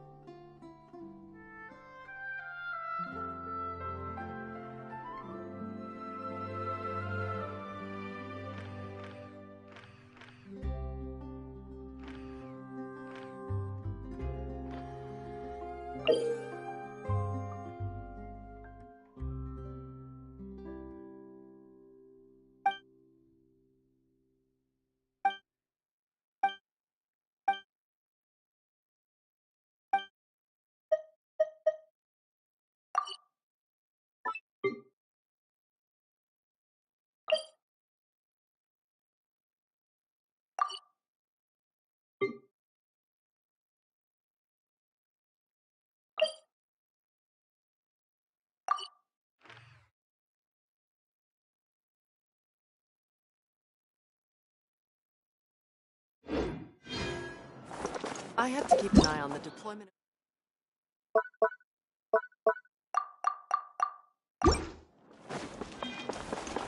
Time to go.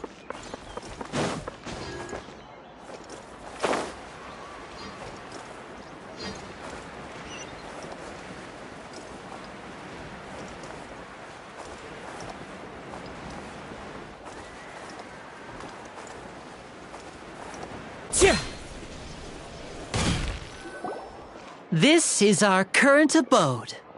Ah, Fremine, you're home. Where did everyone else go? I have some new friends that I would like to introduce. Oh, they all just went out a moment ago.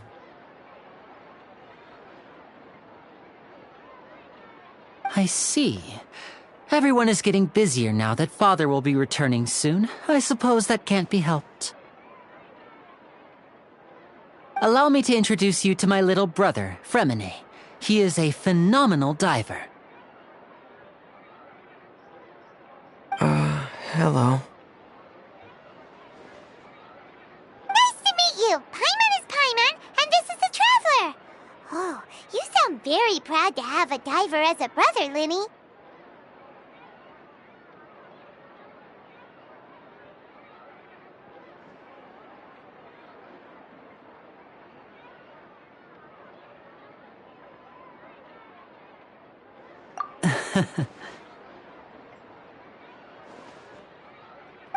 Linny, could you come here for a moment? What is it, Fremine? Do you have something to tell me?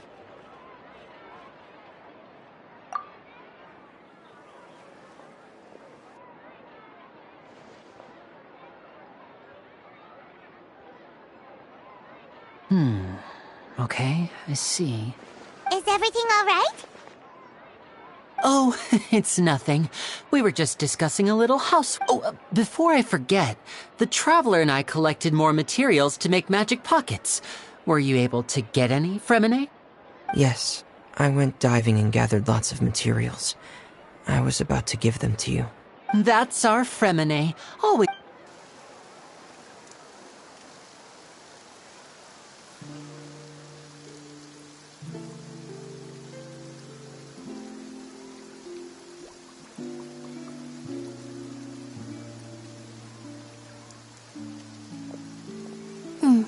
Looks like rain.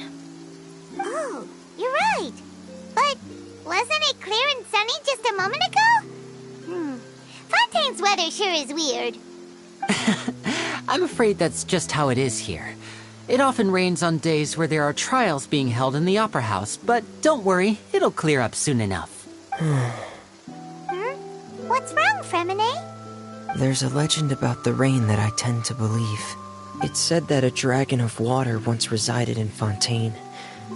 Though we don't know where the dragon went, every time it weeps, the skies will cloud up and pour out rain.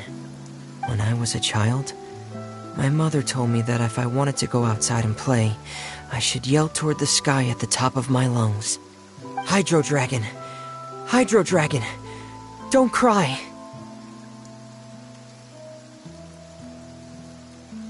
If it's an elemental dragon, then having the power to make it rain wouldn't be very unusual. Let Paimon try something. Hydro Dragon, don't cry!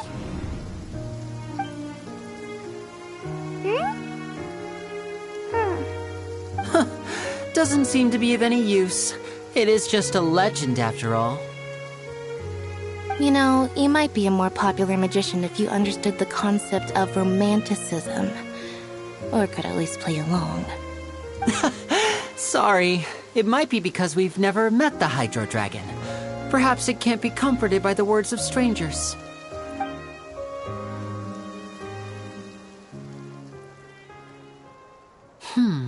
It rained for longer than I suspected. Oh, it's already getting late.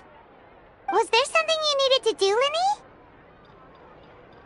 Yeah, some preparations for the show at the Opera House. I need to find a way to catch the last aqua bus of the day. On the day of the performance, just ride the aqua bus to the island of Araneus. I'll have Lynette meet you at the fountain in front of the Opera House. Oh, are you leaving now? What is it, Fremine? I'm in a hurry. Oh, I get it. You feel nervous delivering the materials for the magic pockets, is that it? Perhaps we could trouble the Traveler to help us take these materials to the Beaumont workshop and deliver them to the owner there? I'm afraid that Fremine can be quite introverted, and the boss there tends to be pretty talkative. Fremine has always been a little afraid of her. No trouble at all! Don't worry, we're on the case! Sorry for the inconvenience. Oh, no need!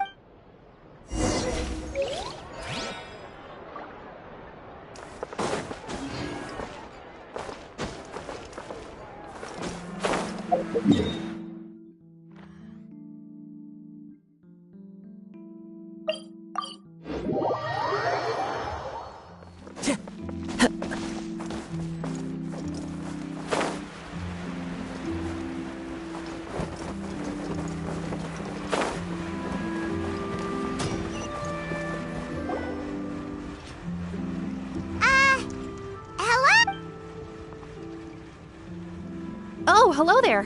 New customers? Looking to buy, or do you need something made?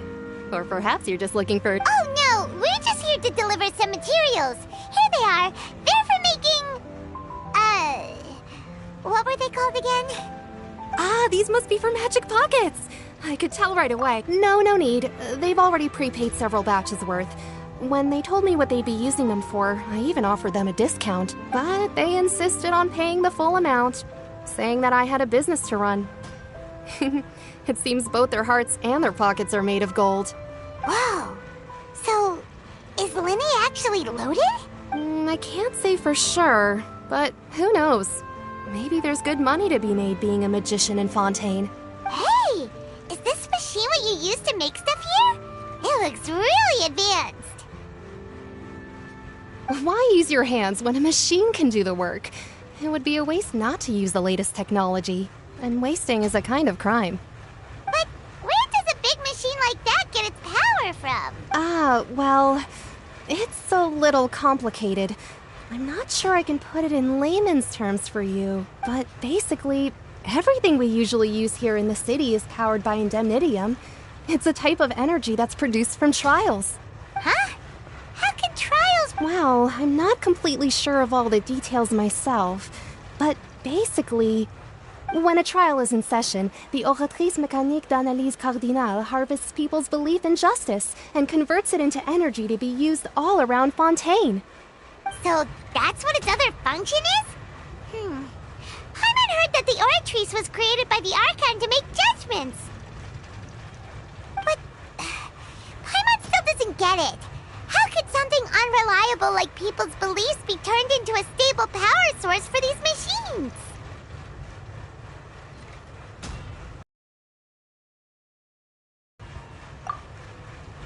Oh, yeah!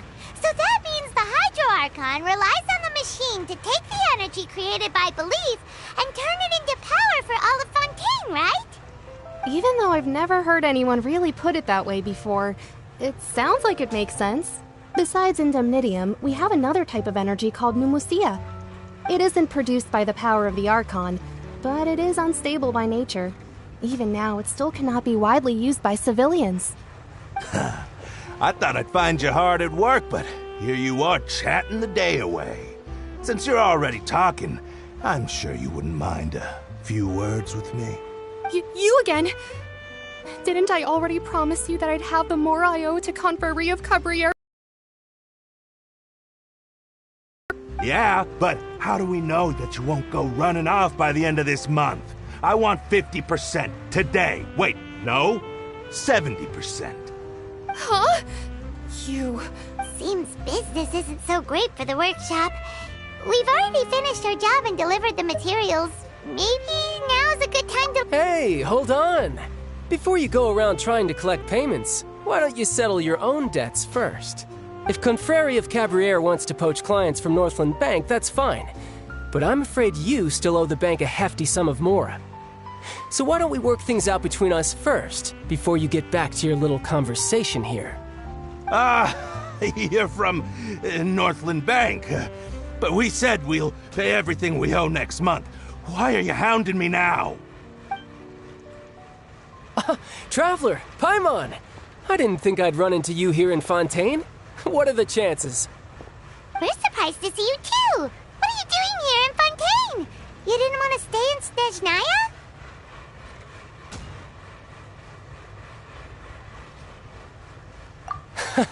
Long story short, I've already been in Fontaine for some time now, and honestly, things have been pretty boring. But it seems that fate brought our paths together today.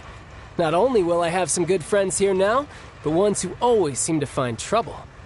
Either way you look at it, it seems things are going to get a lot more interesting now. Pretty sure we'd want to avoid anything that you'd find interesting.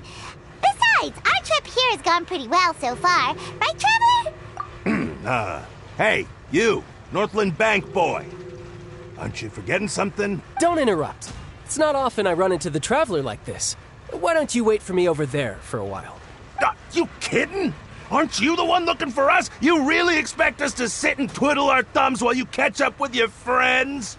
Listen to me, boy. If you want your mora, fine. Why don't you come and take it. Hey, I just said not to interrupt.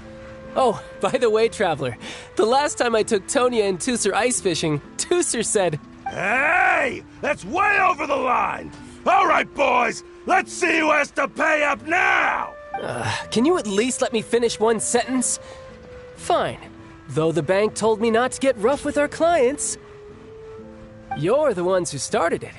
This is an act of self-defense. You two will have to be my witnesses, okay? I'm sure that...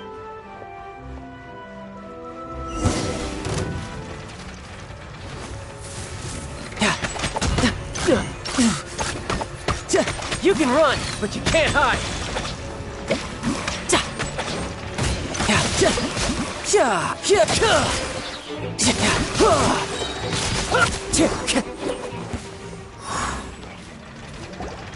Oh, what's your deal, Brad? How are you so strong if you're just a staffer from Snezhnaya's Northland Bank? Wait, don't tell me you're... Oh, now you notice. It's a little late, don't you think? Just make sure you understand that you don't mess with Northland Bank. Got it?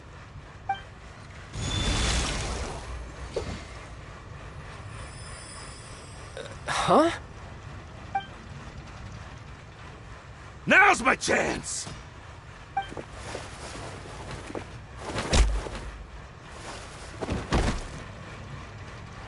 Huh. That was weird.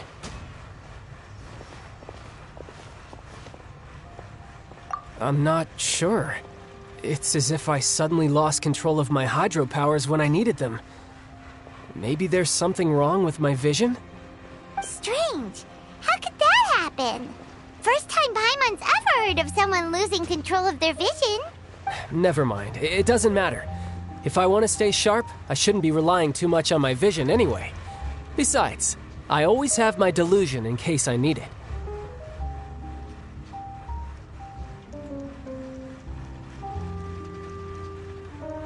So what are you doing in Fontaine, child? I don't see it's work for Northland Bank. Well, I guess it's because I've been in a bad mood lately. Huh? What kind of reason is that? Wait, since when do you feel down about anything? I don't know. Maybe I still have a lot to learn about myself. But recently, there seems to be some sort of restless power stirring inside of me. And I don't know why, but every now and then I feel like I'm in a terrible mood. Maybe you losing control of your vision just now is connected with that power you're feeling inside. That is a possibility.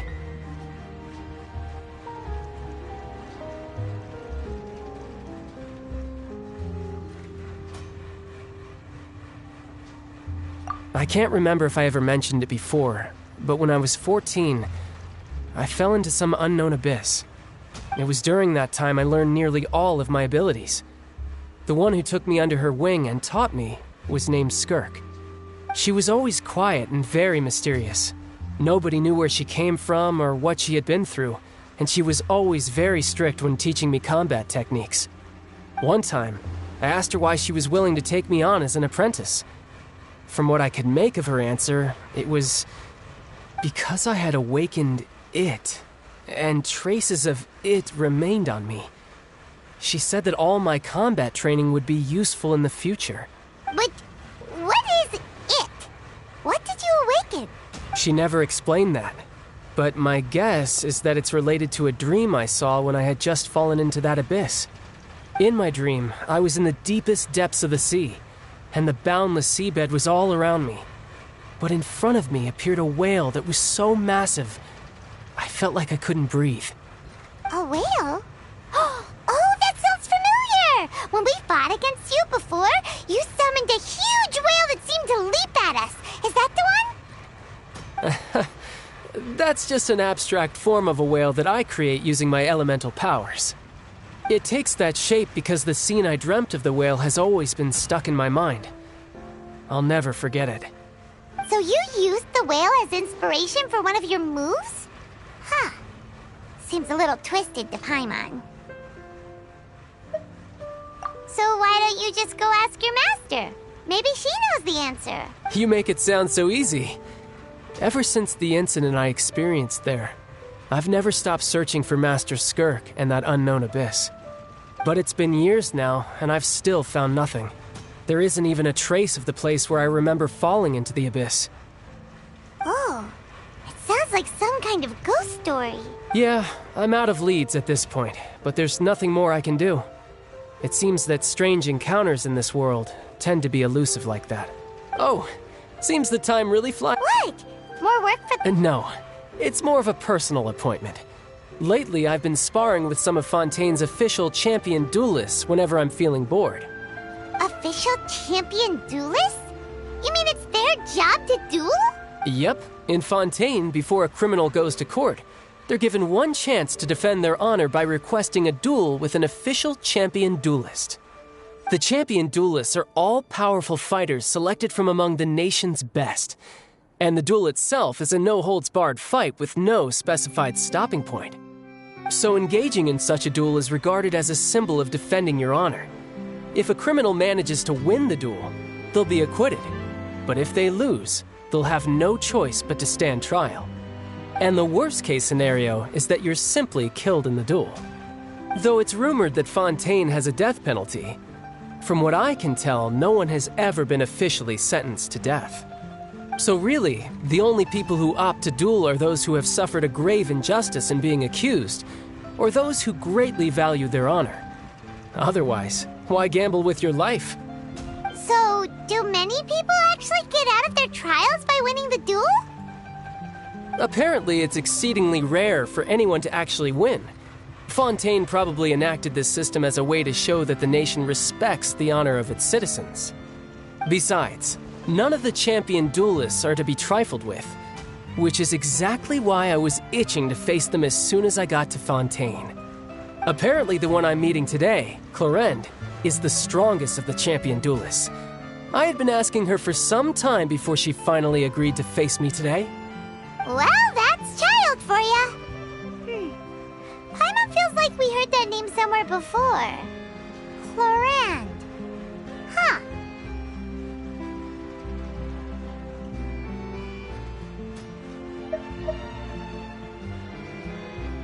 Oh, before I forget, I want you to have this.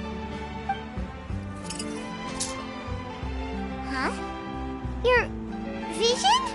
You're seriously just giving it away? I'm just worried that it could become uncontrollable again. I'd be pretty upset if it got in the way of my duel, so I think I'll be better off without it for now. Besides, I just need you to hold on to it for a short while. I'll come retrieve it when I have some time later. Paimon knows what you're up to. You just want an excuse to come talk to us again, don't you? Whatever gave you that idea? I'll be in touch later.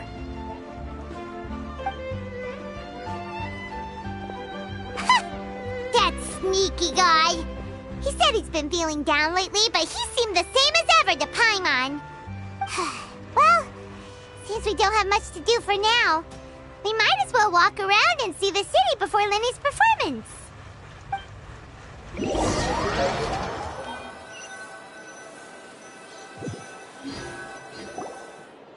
Wow!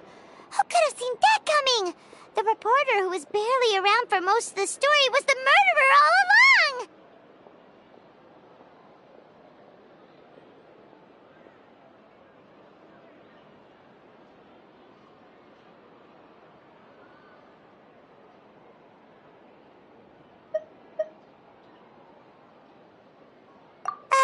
Sorry. Paimon was just surprised, that's all. Whew. The whodunits here in Fontaine are a lot different than the light novels you see from Yai Publishing House. Both have their merits, but Paimon thinks this style of novels are more, well, novel. It's so exciting to reach the moment when the mystery is uncovered, especially in the one Paimon was just reading. You should buy a copy and read it too. Oh, sorry about that. Hey. Lenny said that the Opera House is on Aranias, so let's go ride the Aquabus!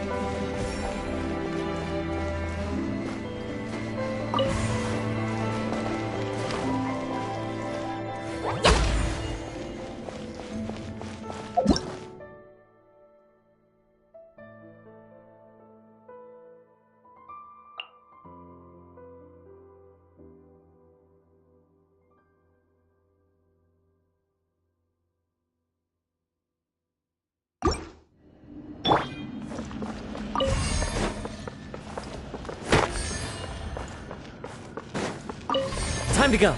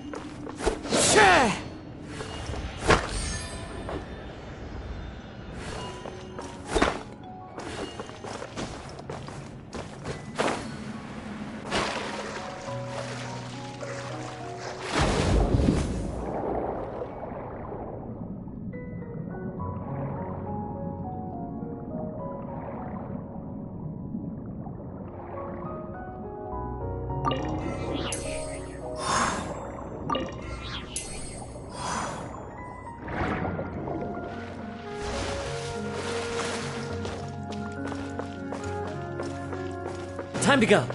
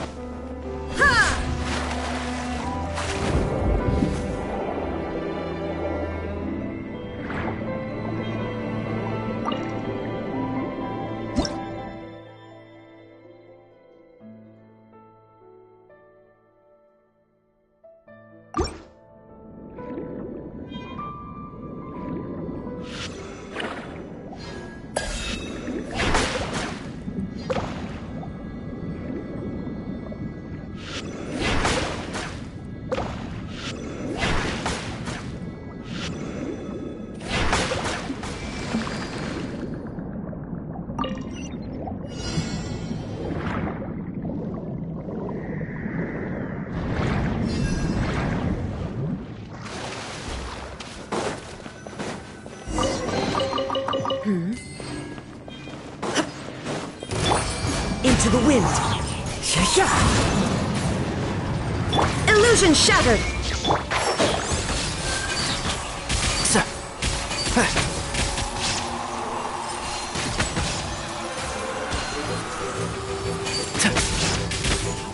I hear everything!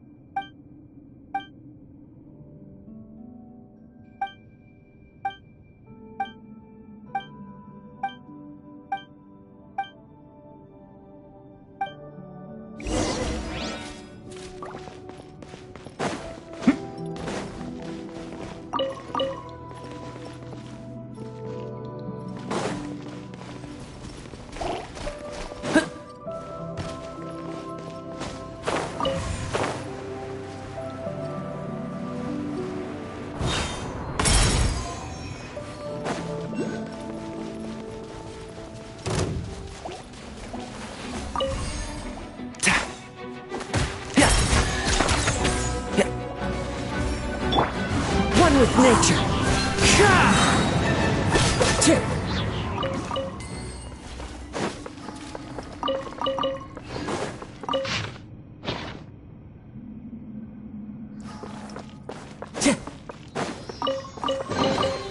Who says there aren't benefits to a life of wandering?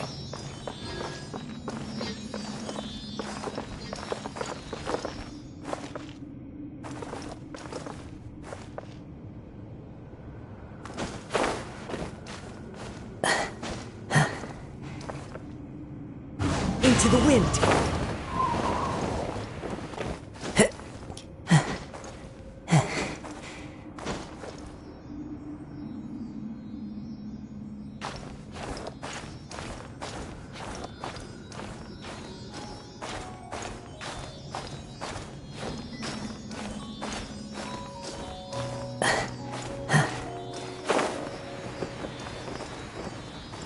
Yeah!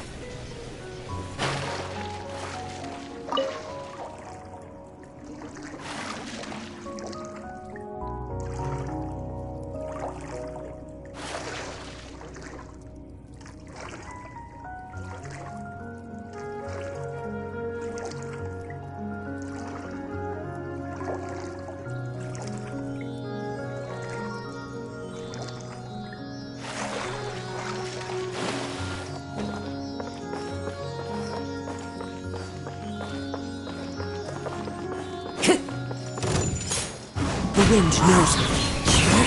There is no escape! One with the force.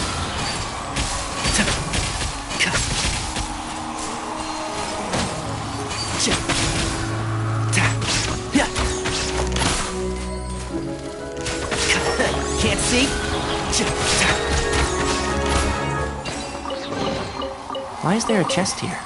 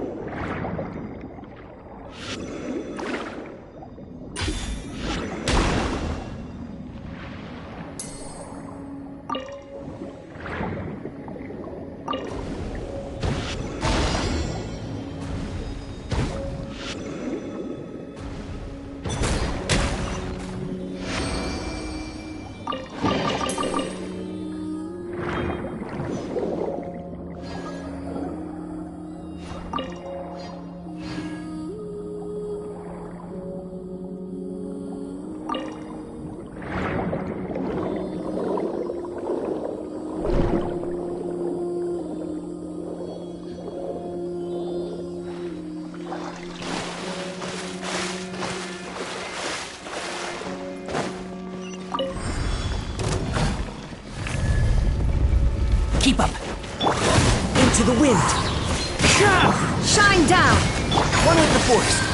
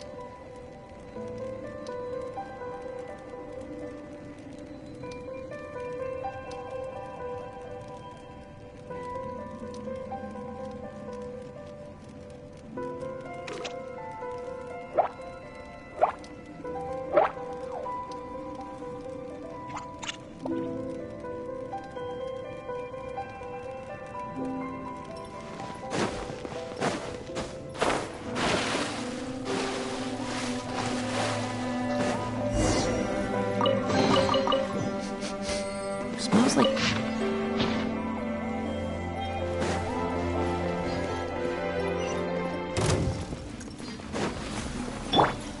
There is no escape! Pew! Enshroud! Yeah.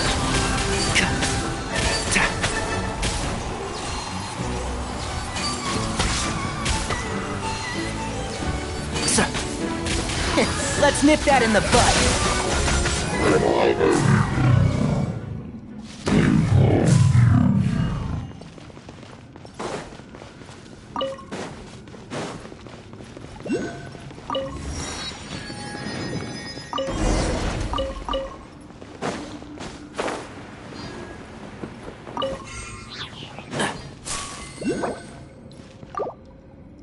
Keep up.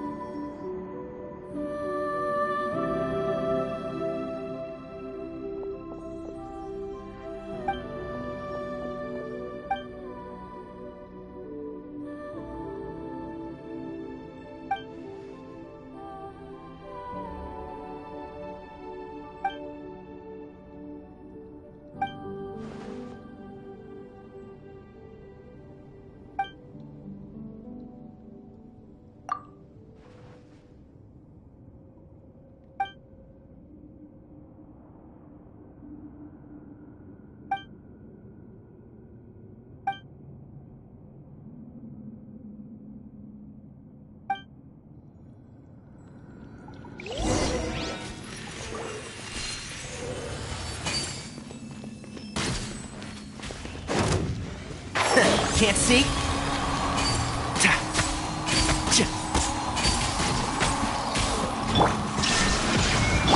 Ta-ta-ta!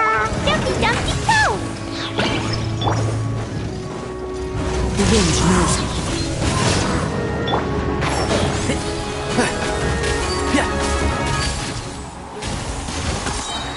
I hear everything!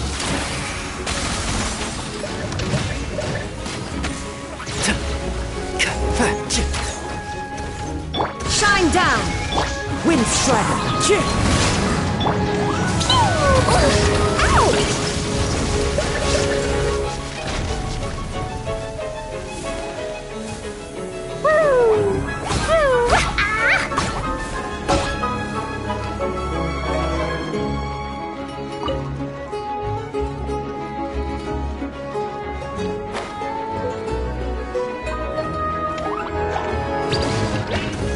Illusion shattered!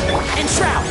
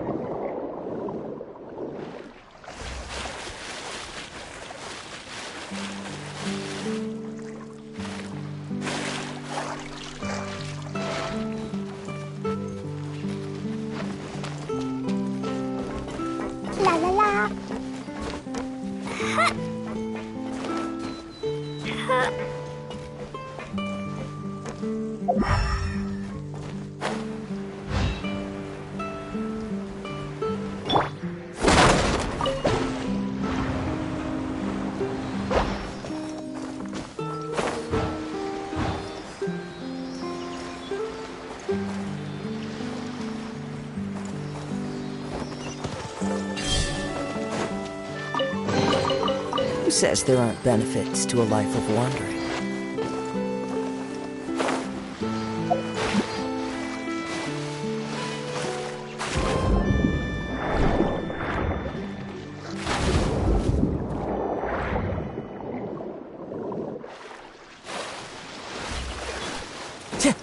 Time to go.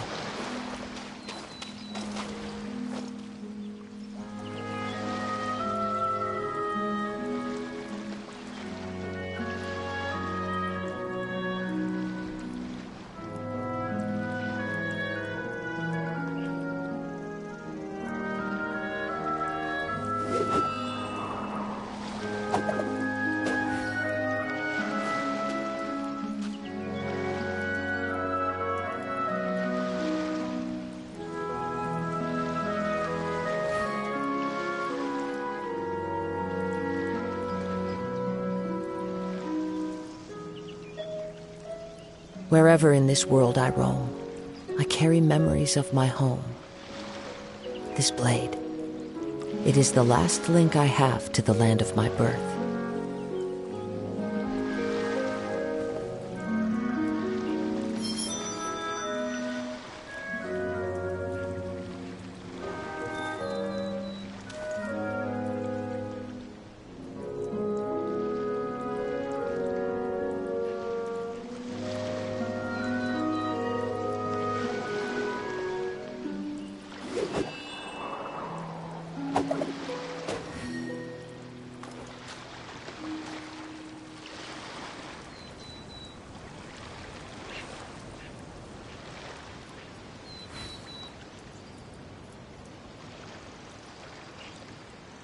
This scenery is wonderful.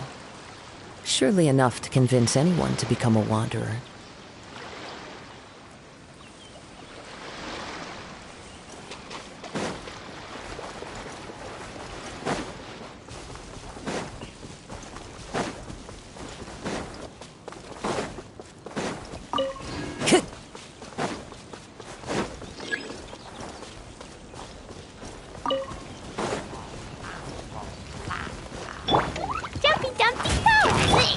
Into the wind.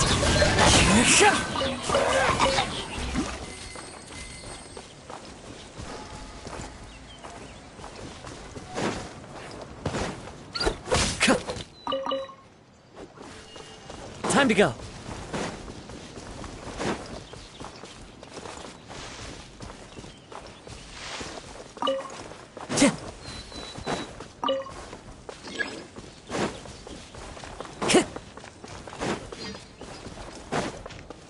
Time to go.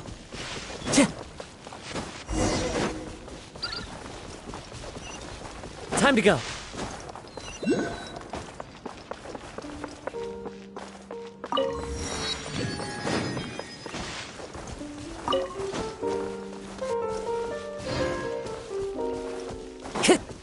Time to go.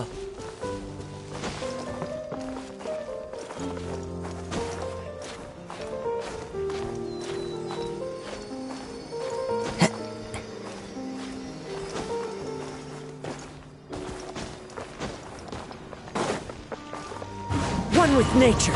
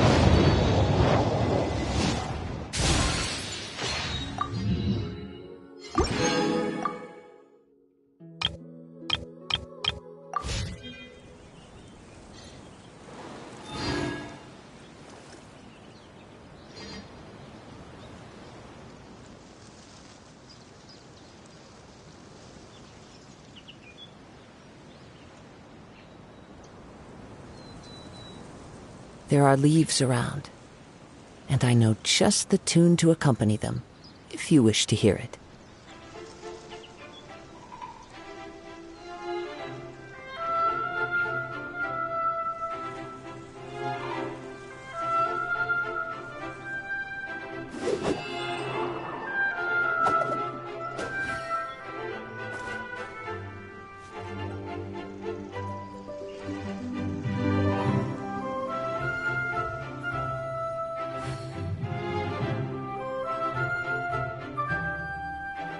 Wherever in this world I roam, I carry memories of my home. This blade, it is the last link I have to the land of my birth.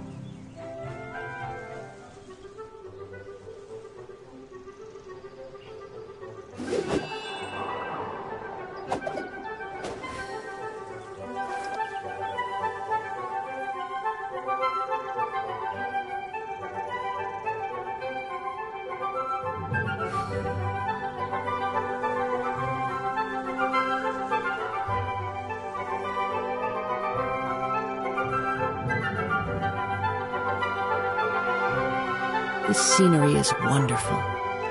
Surely enough to convince anyone to become a wanderer.